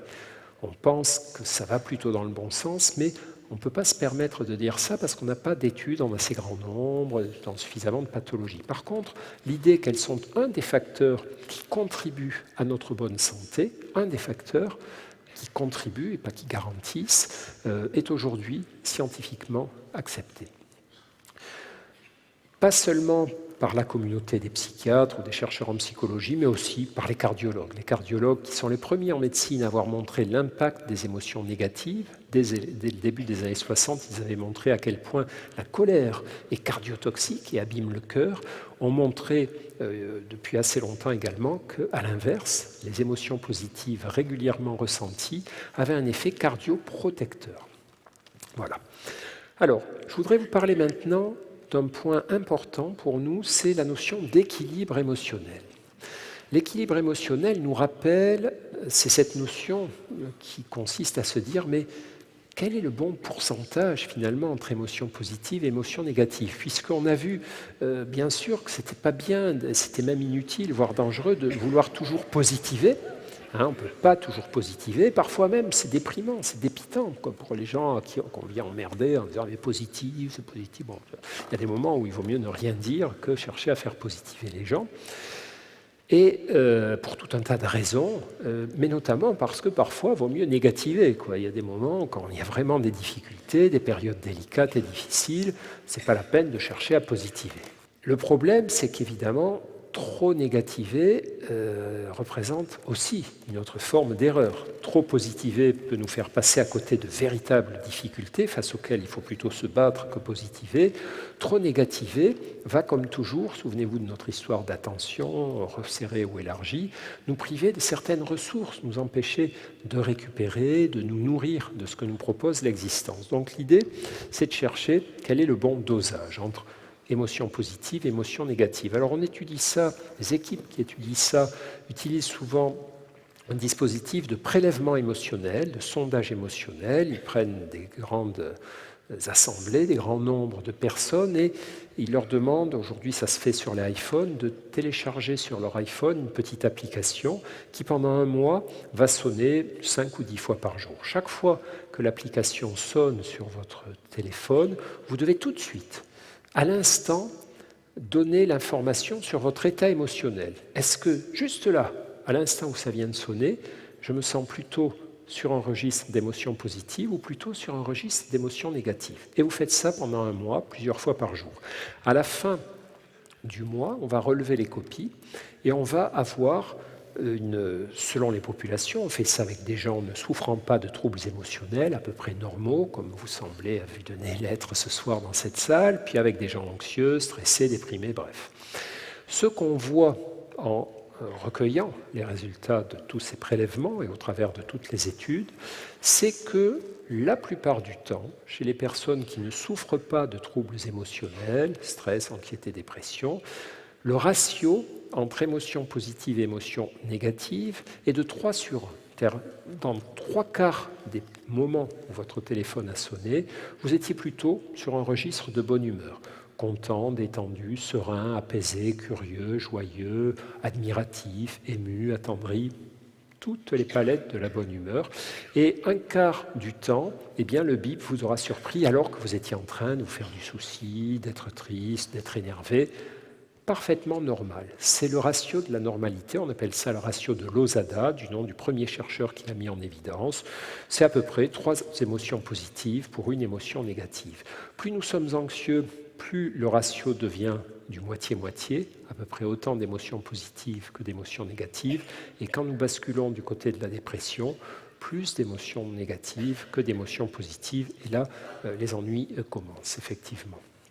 Alors, ça, au fond, c'est notre ratio spontané. Alors, on nous pose souvent la question de dire, mais si notre tendance, c'est vers ça, est-ce qu'il faut vraiment essayer de faire mieux, quoi? Pourquoi on ne laisse pas faire la nature? Et c'est une tradition philosophique, là aussi, de dire, mais plus vous cherchez le bonheur, plus vous vous en éloignez, le bonheur, il suffit de le laisser venir, etc. Alors, c'est vrai qu'il faut se poser la question, comme nous le rappelle ce petit dessin, de savoir si on n'est pas en train de s'engager dans une sorte de perfectionnisme du bonheur. Et c'est vrai que ça pose tout un tas de problèmes et qu'on a des travaux montrant qu'effectivement l'obsession du bonheur, l'inquiétude du bonheur, le désir d'être toujours content n'est pas une position réaliste et tenable et qu'elle peut même être contre-productive, que finalement chaque fois que je suis dans une situation, je me dis est-ce que tu es assez heureux, est-ce que tout va suffisamment bien, est-ce que ça te procure assez de bonheur, plus que celui des autres, etc.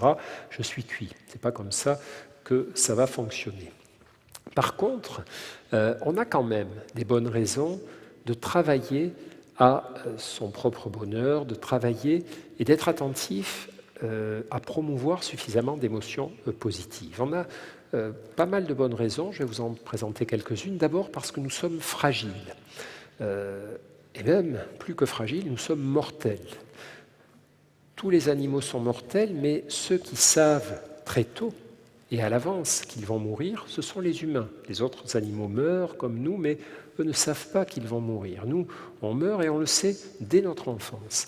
Et donc, c'est un peu plus compliqué pour nous que pour le reste de la création animale. Et ça explique que nous avons souvent le sentiment, finalement, que nos jours sont comptés, que nous disparaîtrons un jour, que ça rend notre positionnement existentiel un peu plus inquiétant, comme le disait Woody Allen. Hein, depuis que nous savons que nous sommes mortels, on a du mal à être tout à fait décontracté. Mais que c'est aussi ça qui peut nous rendre plus intelligents face au bonheur, puisqu'en fait, on a deux choix possibles.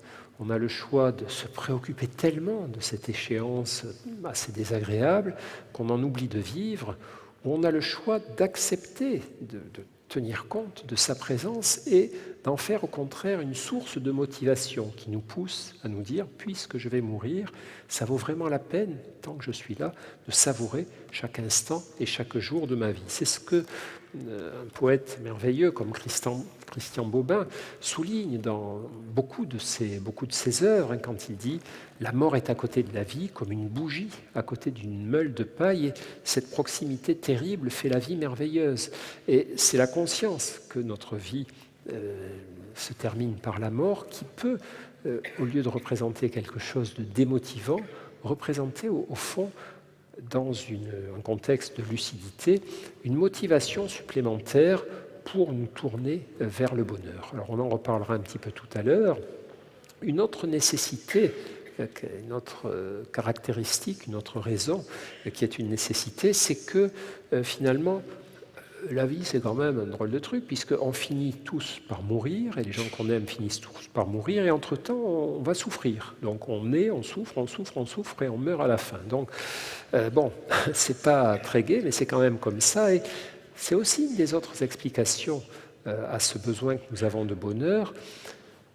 On va creuser ça tout à l'heure, mais ce qu'on sait au travers de différents travaux, c'est que le bonheur est un des facteurs de résilience. C'est-à-dire, si je suis un humain qui est capable de savourer suffisamment de moments de bonheur dans son existence, eh bien, ça va me rendre plus résilient, plus capable d'encaisser les adversités, de les surmonter, de les dépasser. C'est aussi quelque chose qui va m'aider non pas seulement par rapport aux grands malheurs, mais par rapport aux petits stress du quotidien, toutes les choses vis-à-vis desquelles il faut que j'arbitre, je décide, on montre, ça paraît plus anodin, mais on s'en sert souvent dans la vie de tous les jours, que le bonheur est un bon antidote à ce qu'on appelle la fatigue décisionnelle. Toutes les fois où on doit décider, construire au milieu de tout un tas de choix possibles notre chemin, eh bien, si j'ai en quelque sorte une quantité suffisante, régulière d'émotions positives, je serai beaucoup plus à même de résister à cette fatigue décisionnelle. Ça, on étudie beaucoup ça quand on étudie les mécanismes de self-control, d'autorégulation, de régulation des impulsions, à manger, à boire, à taper, etc. Un autre phénomène qui rend important le travail permanent, régulier, la reconstruction régulière de notre bonheur, c'est ce qu'on appelle l'habituation hédonique. L'habituation hédonique, c'est ce phénomène qui fait que, par exemple, quand quelque chose d'agréable arrive dans nos vies, donc vous voyez, là, c'est tout à gauche, vous avez le niveau de bonheur, là, vous avez le temps, et la ligne pointillée figure un événement agréable qui arrive dans nos vies. Donc ça peut être une augmentation de salaire, le déménagement dans un logement plus sympa que le précédent, une promotion professionnelle, une rencontre amoureuse ou un renouvellement de conjoint. On laisse son vieux conjoint parce qu'il était trop casse-pied, trop ronchon, on en prend un nouveau. Et à chaque fois, plus sympa, qui est toujours de bonne humeur, et à chaque fois, on pense que ce nouvel événement pointillé va augmenter notre bonheur, ce en quoi nous avons raison, et on pense que ça va durer tout le temps, ce en quoi nous avons tort, puisque en réalité, ça se passe plutôt comme ça, c'est-à-dire que le nouveau conjoint, la nouvelle voiture, le nouveau boulot augmente bel et bien notre niveau de bonheur, et puis ça diminue. Et ça, c'est ce qu'on appelle l'habituation hédonique. L'habituation hédonique, c'est ce phénomène qui fait que lorsqu'une source de bonheur, de bien-être est toujours présente dans ma vie, eh bien, si je n'y fais pas attention, elle va perdre de sa puissance. Nous nous habituons aux bonnes choses. Nous nous habituons à la douche chaude que nous prenons tous les matins. Nous nous habituons au fait de vivre en démocratie. Nous nous habituons au fait d'habiter dans des beaux endroits, au fait d'avoir des gens qui nous aiment. Tout ça, nous allons l'oublier. Sauf si, soit ça nous est retiré, on se rappelle assez rapidement et brutalement que c'est génial d'avoir de l'eau chaude pour se doucher le matin, le jour où le cumulus est en panne. Là, on voit ce que c'est que de prendre des douches à l'eau froide ou de ne pas avoir d'eau du tout. Et quand ça revient, les premières douches nous reprocurent à nouveau des sentiments de petit bonheur intense. Et donc, l'adversité recalibre ces phénomènes d'habituation hédonique, le fait que qui nous fait du bien nous soit retiré, puis redonné, nous ouvre un peu les yeux. Se fracturer une jambe ou un bras, par exemple, nous rappelle à quel point c'est un truc merveilleux de pouvoir marcher sur ses deux jambes ou de pouvoir écrire ou se servir de ses deux mains.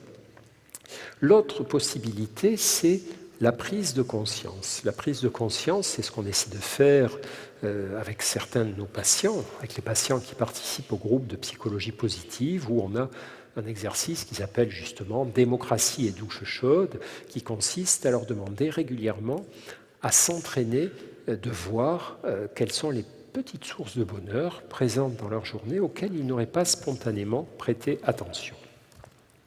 Un dernier point dont je voulais vous parler, qui justifie aussi le fait que nous ayons à faire des efforts pour assurer notre niveau de bonheur, le maintenir à un niveau suffisamment élevé, c'est que malheureusement, toutes les études scientifiques convergent pour nous rappeler que le négatif est plus fort que le positif.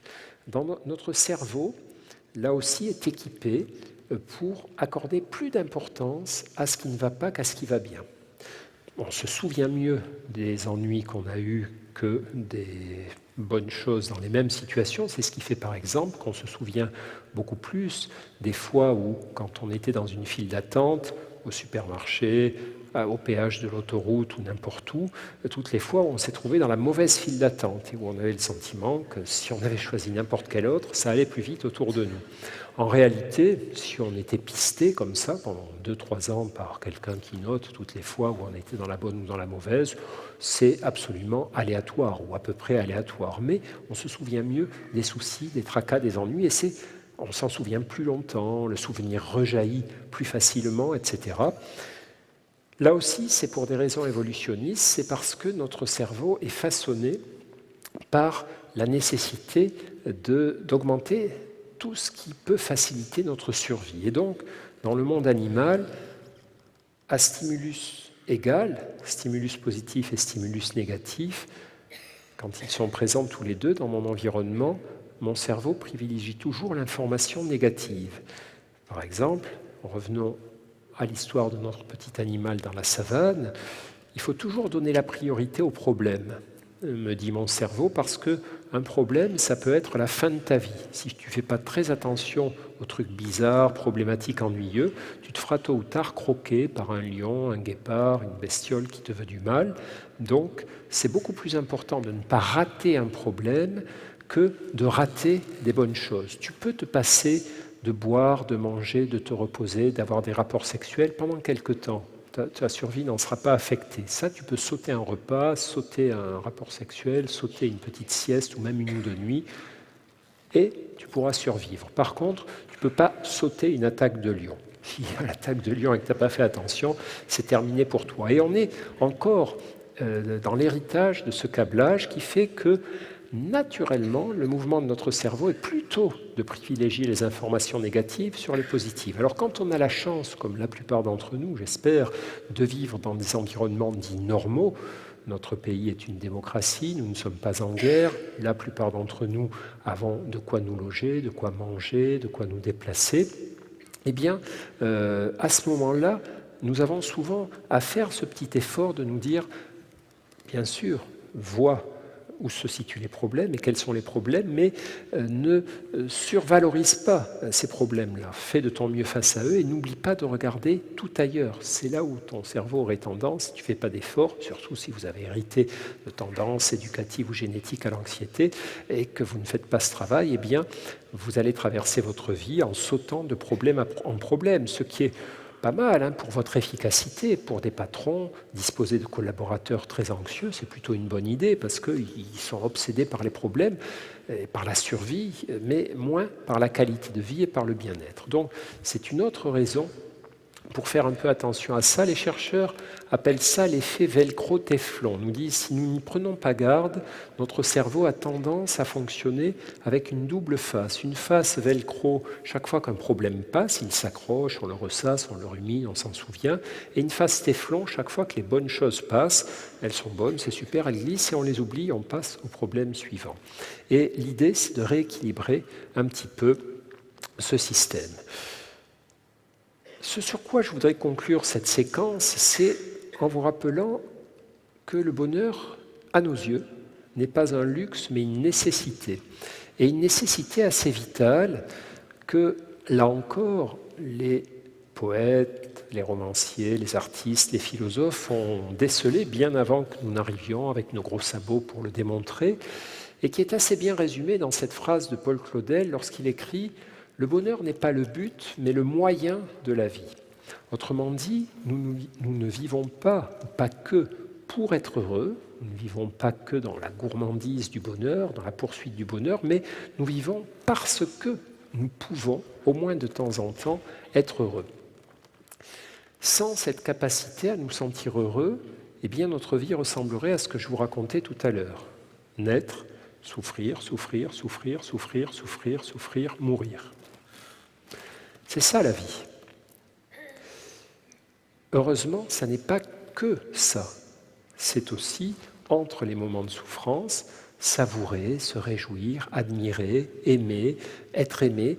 Et tous ces instants de bonheur nous permettent d'accepter l'idée qu'on va souffrir et qu'on va mourir, nous permettent de traverser ces souffrances. Si nous en sommes privés, comme en sont privés les patients dépressifs, par exemple, alors la vie ne vaut plus la peine d'être vécue. Les patients dépressifs souffrent d'un symptôme dans leur tableau dépressif qui s'appelle l'anédonie, incapacité de ressentir du plaisir et du bonheur. Donc, ils ne peuvent plus se nourrir des instants possibles de bonheur qui restent présents dans leur vie. C'est ce qu'on dit souvent, mais ils ont tout pour être heureux, ou il y a des tas de choses auxquelles ils pourraient se raccrocher, mais ils ne peuvent plus, ils sont malades, ils ont perdu cette capacité de voir et d'absorber ce qui peut leur faire du bien, mais par contre, ils restent fortement connectés à tout ce qui ne va pas. Et donc, ils voient tous les problèmes qui existent. La dépression, ce n'est pas un délire, ils n'inventent pas des problèmes, pas tellement finalement, ils sont juste focalisés sur ce qui ne va pas et ils en arrivent rapidement à la conclusion que ça ne vaut vraiment pas la peine de se fatiguer à ce point de vivre si c'est pour passer son temps à voir, à affronter des difficultés. Donc le bonheur n'est pas un luxe, mais une nécessité et il est le grand carburant, le grand moyen de notre existence pour justement affronter les dimensions difficiles de notre vie. C'est la seule position tenable. On ne peut pas dire que la vie n'est qu'une succession de bonnes choses, elle est aussi une succession de mauvaises choses, elle est une succession des deux. Et notre énergie, fournie par le bonheur, c'est de pouvoir affronter, régler si possible, ou affronter ce qui ne va pas, et de pouvoir savourer tout ce qui va aussi plutôt bien. Voilà, ça on va passer. Donc, si on réfléchit à quelques-uns des moyens qui sont là pour nous aider à développer des états d'âme positifs, finalement c'est assez simple, grande platitude toujours. Le premier et le plus logique de ces moyens, c'est d'augmenter la fréquence des moments agréables, de faire attention qu'existent dans nos journées suffisamment de moments plaisant. Il y a des moments de notre vie où c'est pas si simple, où on va passer des journées entières à s'occuper de régler des difficultés, s'occuper d'accomplir des tâches fatigantes. Le matin, on se réveille, il faut s'occuper des enfants, les habiller, les nourrir, les amener à l'école, vite sauter de nouveau dans les transports, aller à notre travail, arriver un peu en retard, régler tous les problèmes en cours, le soir, vite, se dépêcher de rentrer pour récupérer les enfants. Bon, attention, vérifier que nous avons suffisamment de moments qui sont des moments où nous nourrissons nos émotions positives, où elles peuvent émerger en nous. Mais il y a aussi non seulement la nécessité que ces moments soient présents, mais aussi la nécessité que nous soyons disponibles pour les savourer. si nous sommes préoccupés, ce mot préoccupé est très parlant, si notre esprit est déjà occupé par des soucis, des difficultés, souvenez-vous des personnages qui regardaient les vagues de la mer au tout début de mon exposé et qui pensaient à acheter des blocs de chasse d'eau. On peut penser à des choses encore moins réjouissantes que les blocs de chasse d'eau. Donc ce qui est très important, c'est d'ouvrir notre esprit, d'ouvrir notre conscience à ce qui va bien dans nos vies. Parfois c'est facile parce que nous sommes dans des environnements favorables. Parfois, c'est moins facile parce que nous sommes dans des environnements ordinaires. Pourtant, même dans ces environnements ordinaires, il pleut un peu, j'ai une journée de travail fatigante, le tramway tarde à arriver, nous avons quand même de quoi nous réjouir. Pour ce que nous évoquions tout à l'heure, on est vivant, on est en démocratie, on a un boulot, on sait où on va dormir ce soir, on sait qu'on va retrouver des gens qu'on aime. Ça doit être suffisant pour nous réjouir et faire que malgré la fatigue, malgré la grisaille, nous puissions même légèrement nous sentir heureux malgré tout d'être là. Et puis il y a un troisième niveau, c'est non seulement qu'il y ait des bons moments à savourer, non seulement d'être attentif à les savourer, mais de les faire entrer encore plus fortement en nous, de les faire entrer dans notre corps pratiquement. Alors, on a des travaux récents qui montrent la chose suivante, qui montrent que par exemple un exercice aussi simple et aussi classique que les 3 bonnes choses. L'exercice des 3 bonnes choses, vous le connaissez certainement, c'est tous les soirs en m'endormant, plutôt que de laisser mon cerveau aller naturellement et spontanément vers les soucis, vers les tracas de la journée ou du lendemain, ou vers les projets, tous les trucs que j'ai à faire. Ça, il fait ça très bien tout seul. Prendre le temps, ouvrir une fenêtre, une parenthèse, et me dire, pense à 3 bons moments de ta journée. Même si ça a été une journée difficile ou compliquée, replonge-toi dans 3 petits bons moments, une rencontre avec un ami à laquelle tu as pris plaisir, une bonne chose que tu as mangée, un beau ciel que tu as pu admirer. Replonge-toi dans ces moments. Songe-y à nouveau. Observe ce qui se passe dans ton corps, respire bien en songeant à ces moments. Prends ton temps. Ce n'est pas juste se dire il y a eu ça, ça et ça, et se jeter sur ses soucis. C'est vraiment prendre 1 ou 2 minutes pour chaque bon souvenir, pour se laisser imprégner par lui.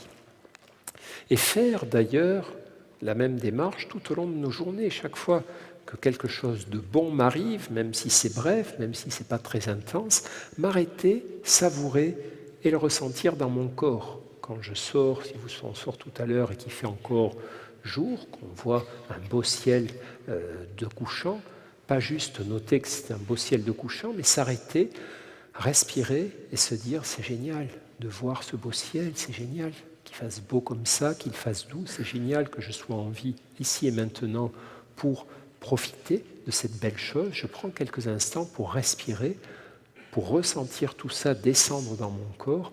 Eh bien, on pense aujourd'hui que quand je fais vraiment cet effort de me rendre présent avec mon esprit, mais aussi avec mon corps, eh bien, il est très probable que je vais provoquer en moi des émotions positives plus fortes, plus puissantes, avec un impact biologique plus puissant. Il est très probable que ce souvenir, le souvenir de cet instant, va être engrammé dans ma mémoire plus fortement, que je pourrai le reconvoquer ou le voir à nouveau réémerger quand je connaîtrai des moments plus difficiles. Donc, l'existence de ces bons moments, la présence mentale à ces bons moments, mais aussi la réception quasi physique et biologique à ces bons moments, qui nécessitent de l'attention, de la conscience et du temps. C'est ce qui nous amène à cette dernière partie de mon exposé, que je vais faire de manière un tout petit peu accélérée pour qu'on ait le temps d'échanger, de discuter, qui souhaite attirer votre attention sur les questions de présence, de conscience et d'attention dans notre bien-être émotionnel, dans nos capacités à ressentir des émotions positives. Quand on regarde et quand on réfléchit à finalement ce qui peut nous rendre plus heureux, finalement il y a des tas de directions qui nous sont proposées par les recherches scientifiques, mais celle qui me semble la plus féconde et la plus simple à la fois vous est résumée par cette équation qui figure derrière moi, qui dit en gros le bonheur, c'est du bien-être dont on prend conscience. Le bien-être, c'est un ensemble de choses simples, c'est manger des bonnes choses, être avec des gens sympas, et dans des endroits où on se sent bien. C'est génial. C'est par exemple être au restaurant, un bon resto que vous aimez bien, un bon bistrot le midi, avec plusieurs personnes que vous appréciez, avec qui vous vous sentez bien, et dans un endroit agréable, une terrasse au soleil, ou un petit endroit calme, un petit jardin tranquille. Ça, c'est du bien-être, et c'est déjà super. C'est déjà mieux que du mal-être.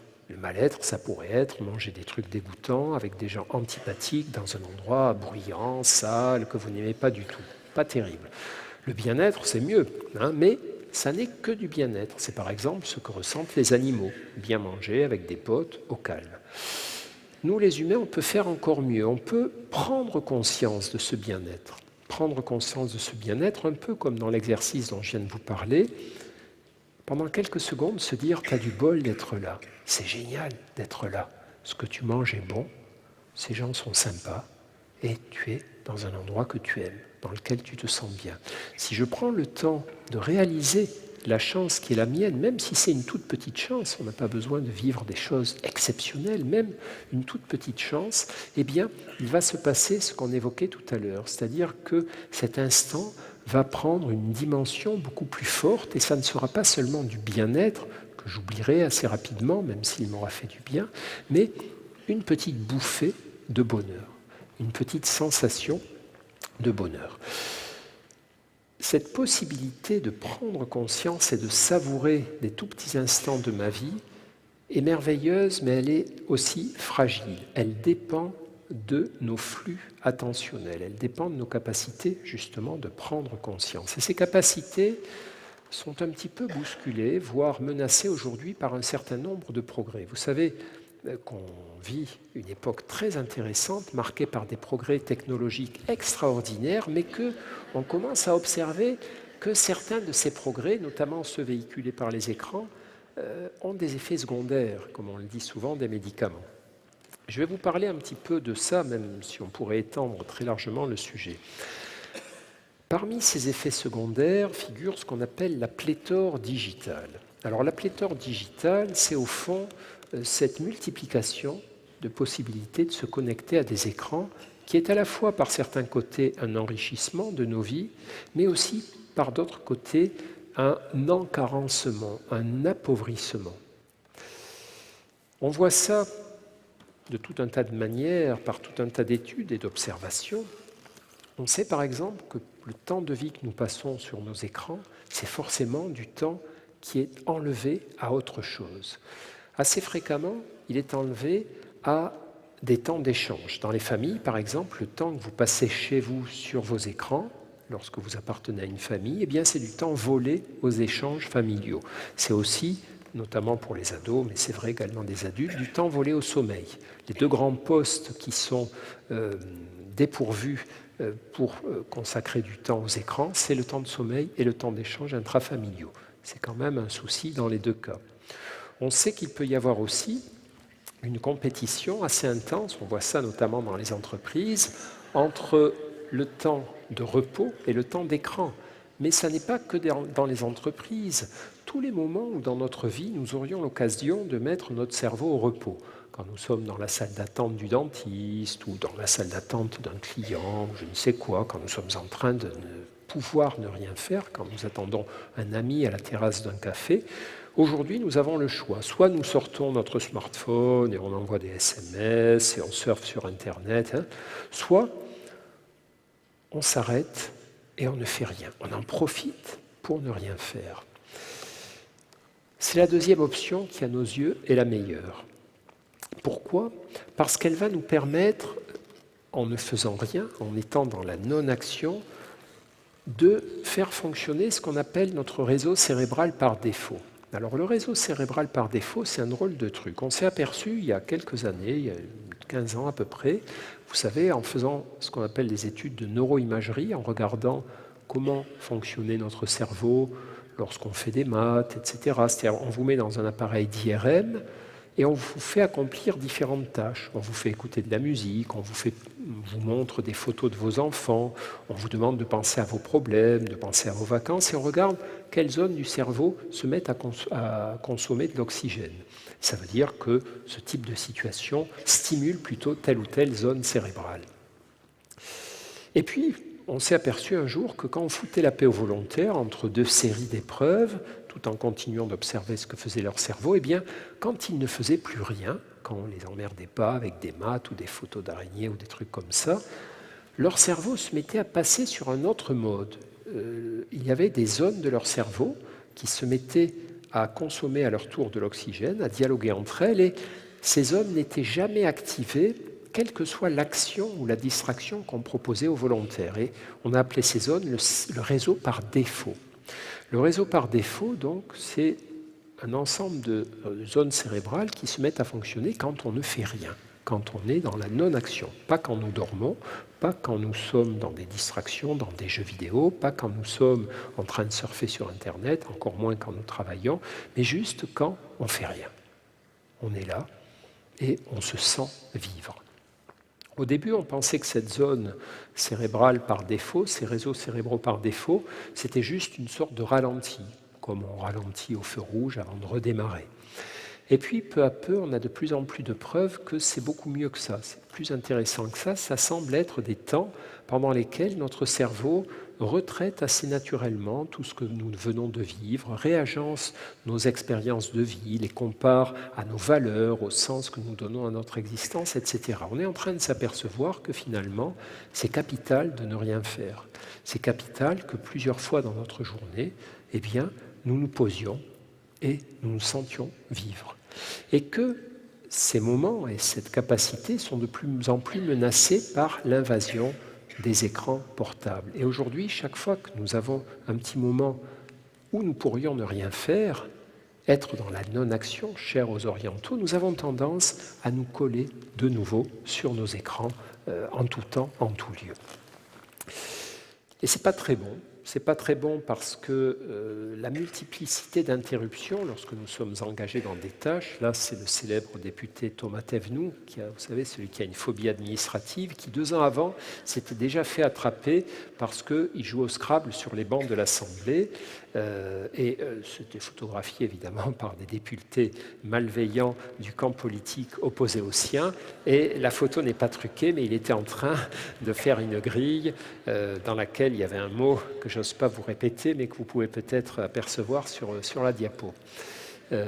Pour la petite histoire, il avait été interviewé du coup par le Petit Journal, qui s'intéresse évidemment à ce genre de petite actualité comique survenant dans le monde politique. Et on pouvait déjà voir qu'il y aurait des soucis avec ce garçon, puisque les journalistes vont l'interviewer, lui disent alors, monsieur Thévenoud, pendant les débats parlementaires, vous jouez au Scrabble.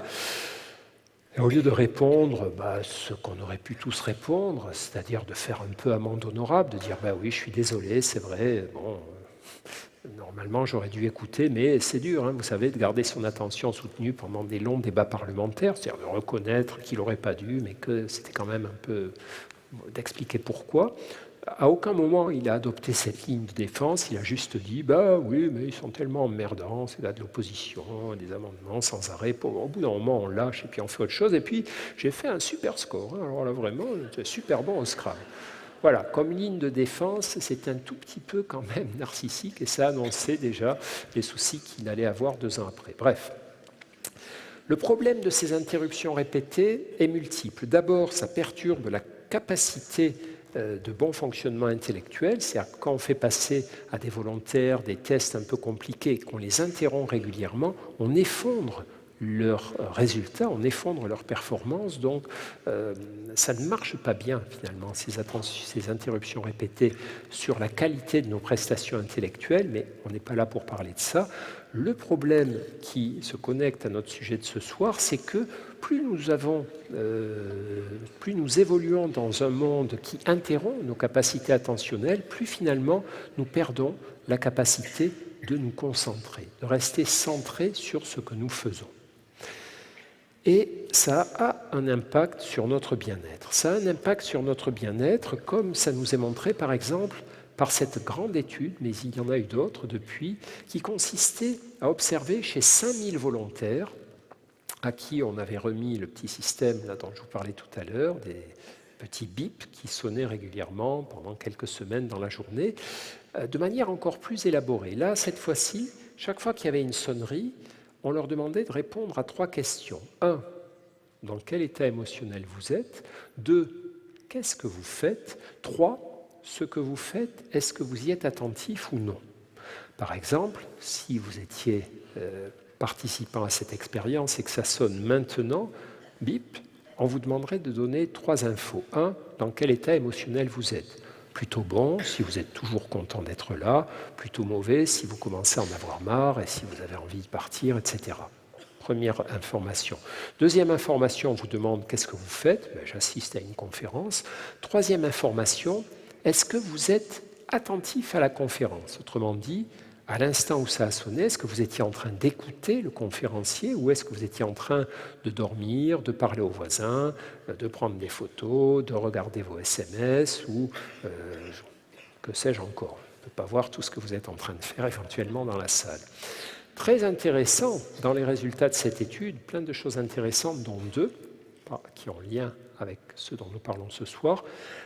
Premier résultat, la moitié des personnes, lors de la moitié plutôt des moments où ça bipait, dans un cas sur 2, les gens étaient en train de faire autre chose que la situation dans laquelle ils se trouvaient. Ils assistaient à une conférence, mais ils pensaient à autre chose. Ils étaient en train de lire une histoire à leur enfant, mais ils pensaient à autre chose. Ils étaient à une réunion de travail, mais ils faisaient autre chose qu'écouter la discussion. Un cas sur 2, nous sommes ailleurs avec notre tête. Deuxième information très intéressante, plus nous sommes dispersés, moins nous avons de chances de nous sentir bien. Moins nous avons de chances d'être sur un registre d'émotions positives. Plus nous sommes centrés sur l'activité en cours, plus nous avons de chances d'être sur un registre d'émotions positives. Qu'il s'agisse de loisirs ou de travail, ce qui permet de mieux prédire les émotions positives, même si je suis au travail, c'est que je sois pleinement absorbé par mon activité. Alors que je peux être dans un temps de loisir, si je suis dispersé, si je n'y suis pas, si je ne suis pas présent à ce que je fais, attentif à ce que je fais, j'ai beaucoup moins de chances de me sentir bien. Très important pour nous parce que là encore, il ne s'agit pas seulement de corrélation, mais de causalité. Dispersion augmente le risque d'émotions négatives, concentration, centrage, augmente la chance d'émotions positives. Alors, ce n'est pas facile parce que dans le monde technologique qui est le nôtre, peuplé de flots d'informations et de distractions, nous n'avons pas encore assez pris conscience et assez progressé sur le plan psychologique. Il y a un décalage entre ces progrès technologiques et notre degré de maîtrise psychologique face aux perturbations positives et négatives induites par ces progrès. Alors, qu'est-ce qu'on peut faire? On peut essayer de faire des efforts d'autocontrôle, prendre conscience que finalement notre équilibre intérieur est menacé et résister. Première option. Deuxième option, on peut apprendre certaines méthodes qui vont nous aider, là encore, à nous poser et à résister à un certain nombre d'impulsions. C'est ce qu'on a fait dans le service, par exemple, puisque dans notre unité, depuis 2004, on a introduit des techniques de méditation dont on s'est aperçu qu'elles aidaient à prévenir les rechutes, etc., mais aussi qu'elles aidaient les personnes à ressentir davantage d'émotions positives, alors que ce n'est pas vers ça que la méditation les oriente de manière directe. Mais comme effet latéral, ça centre mieux leur attention, elles sont plus présentes à ce qu'elles vivent, et du coup, le niveau moyen des émotions positives augmente. Donc, en conclusion, même sans rentrer trop dans le détail, ça veut dire quoi? Ça veut dire que dans notre vie quotidienne, chaque fois que nous avons l'occasion de ne pas agir, d'être dans la non-action, eh bien c'est super, c'est très bien. Plutôt que, quand vous êtes dans la salle d'attente du dentiste, de lire les vieux Paris Match ou de surveiller vos SMS ou encore pire vos mails, profitez-en pour ne rien faire, pour respirer, sentir votre corps, regarder par la fenêtre, vous sentir vivant et savourer ce truc-là. Plus vous pouvez aussi protéger la continuité de vos actions, travailler sans répondre aux mails en temps réel, couper le téléphone et juste vous centrer sur ce que vous faites, que ce soit du travail ou du loisir. Quand vous allez vous balader en forêt, faire un footing, surtout, n'amenez pas votre portable, sauf s'il y a une urgence absolue. Profitez-en justement pour offrir à votre cerveau un temps de continuité. Ça fait beaucoup de bien et notamment, ça facilite les émotions positives. Essayez de ne faire qu'une chose à la fois. Le multitâche, ça ne marche pas, ni d'un point de vue de l'efficacité, ni du point de vue du bien-être. Et puis, si vous pouvez, orientez-vous vers une de ces techniques, méditation, relaxation, yoga, il y en a beaucoup. Voilà, ça on va passer. Alors, il est temps de nous séparer, de passer peut-être un petit temps de questions. Avant de nous quitter, un tout petit rappel sur ce qu'on a vu ensemble. D'abord, souvenez-vous que ce n'est pas la peine de vouloir toujours positiver 75% du temps sous l'emprise des émotions positives, ça suffit largement. Ensuite, il ne suffit pas d'être dans des situations potentiellement agréables, il faut aussi s'y rendre présent, les savourer de notre mieux, tirer la quintessence de ces bons moments qui parsèment en réalité nos journées. Inutile de chercher à ne pas ressentir d'émotions négatives, mais plutôt à vérifier qu'elles ne se prolongent pas, que nous ne les ruminions pas, qu'elles ne fassent pas ultérieurement obstacle aux possibilités de savourer les situations et les émotions positives. Prendre le temps d'inscrire toutes ces expériences agréables dans notre cerveau, comme on l'a évoqué tout à l'heure, bien se souvenir que finalement, un très bon moyen d'aller vers davantage d'émotions positives, c'est de travailler notre lien social, d'aider les autres, de prendre tout ce qu'ils peuvent nous offrir de bon. Ils nous offrent aussi malheureusement des moins bonnes choses, mais ne pas nous concentrer uniquement sur ces moins bonnes choses. Et puis, tout bêtement, tout simplement, protéger notre stabilité et notre continuité attentionnelle, rester centré, ce qui va indirectement élever le niveau d'émotions positives présent à notre esprit. Voilà. Merci beaucoup pour votre attention, votre écoute attentive ce soir. Et combien de temps nous reste-t-il pour les questions ? 5 minutes. Bon, toutes mes excuses. Merci beaucoup. Merci beaucoup.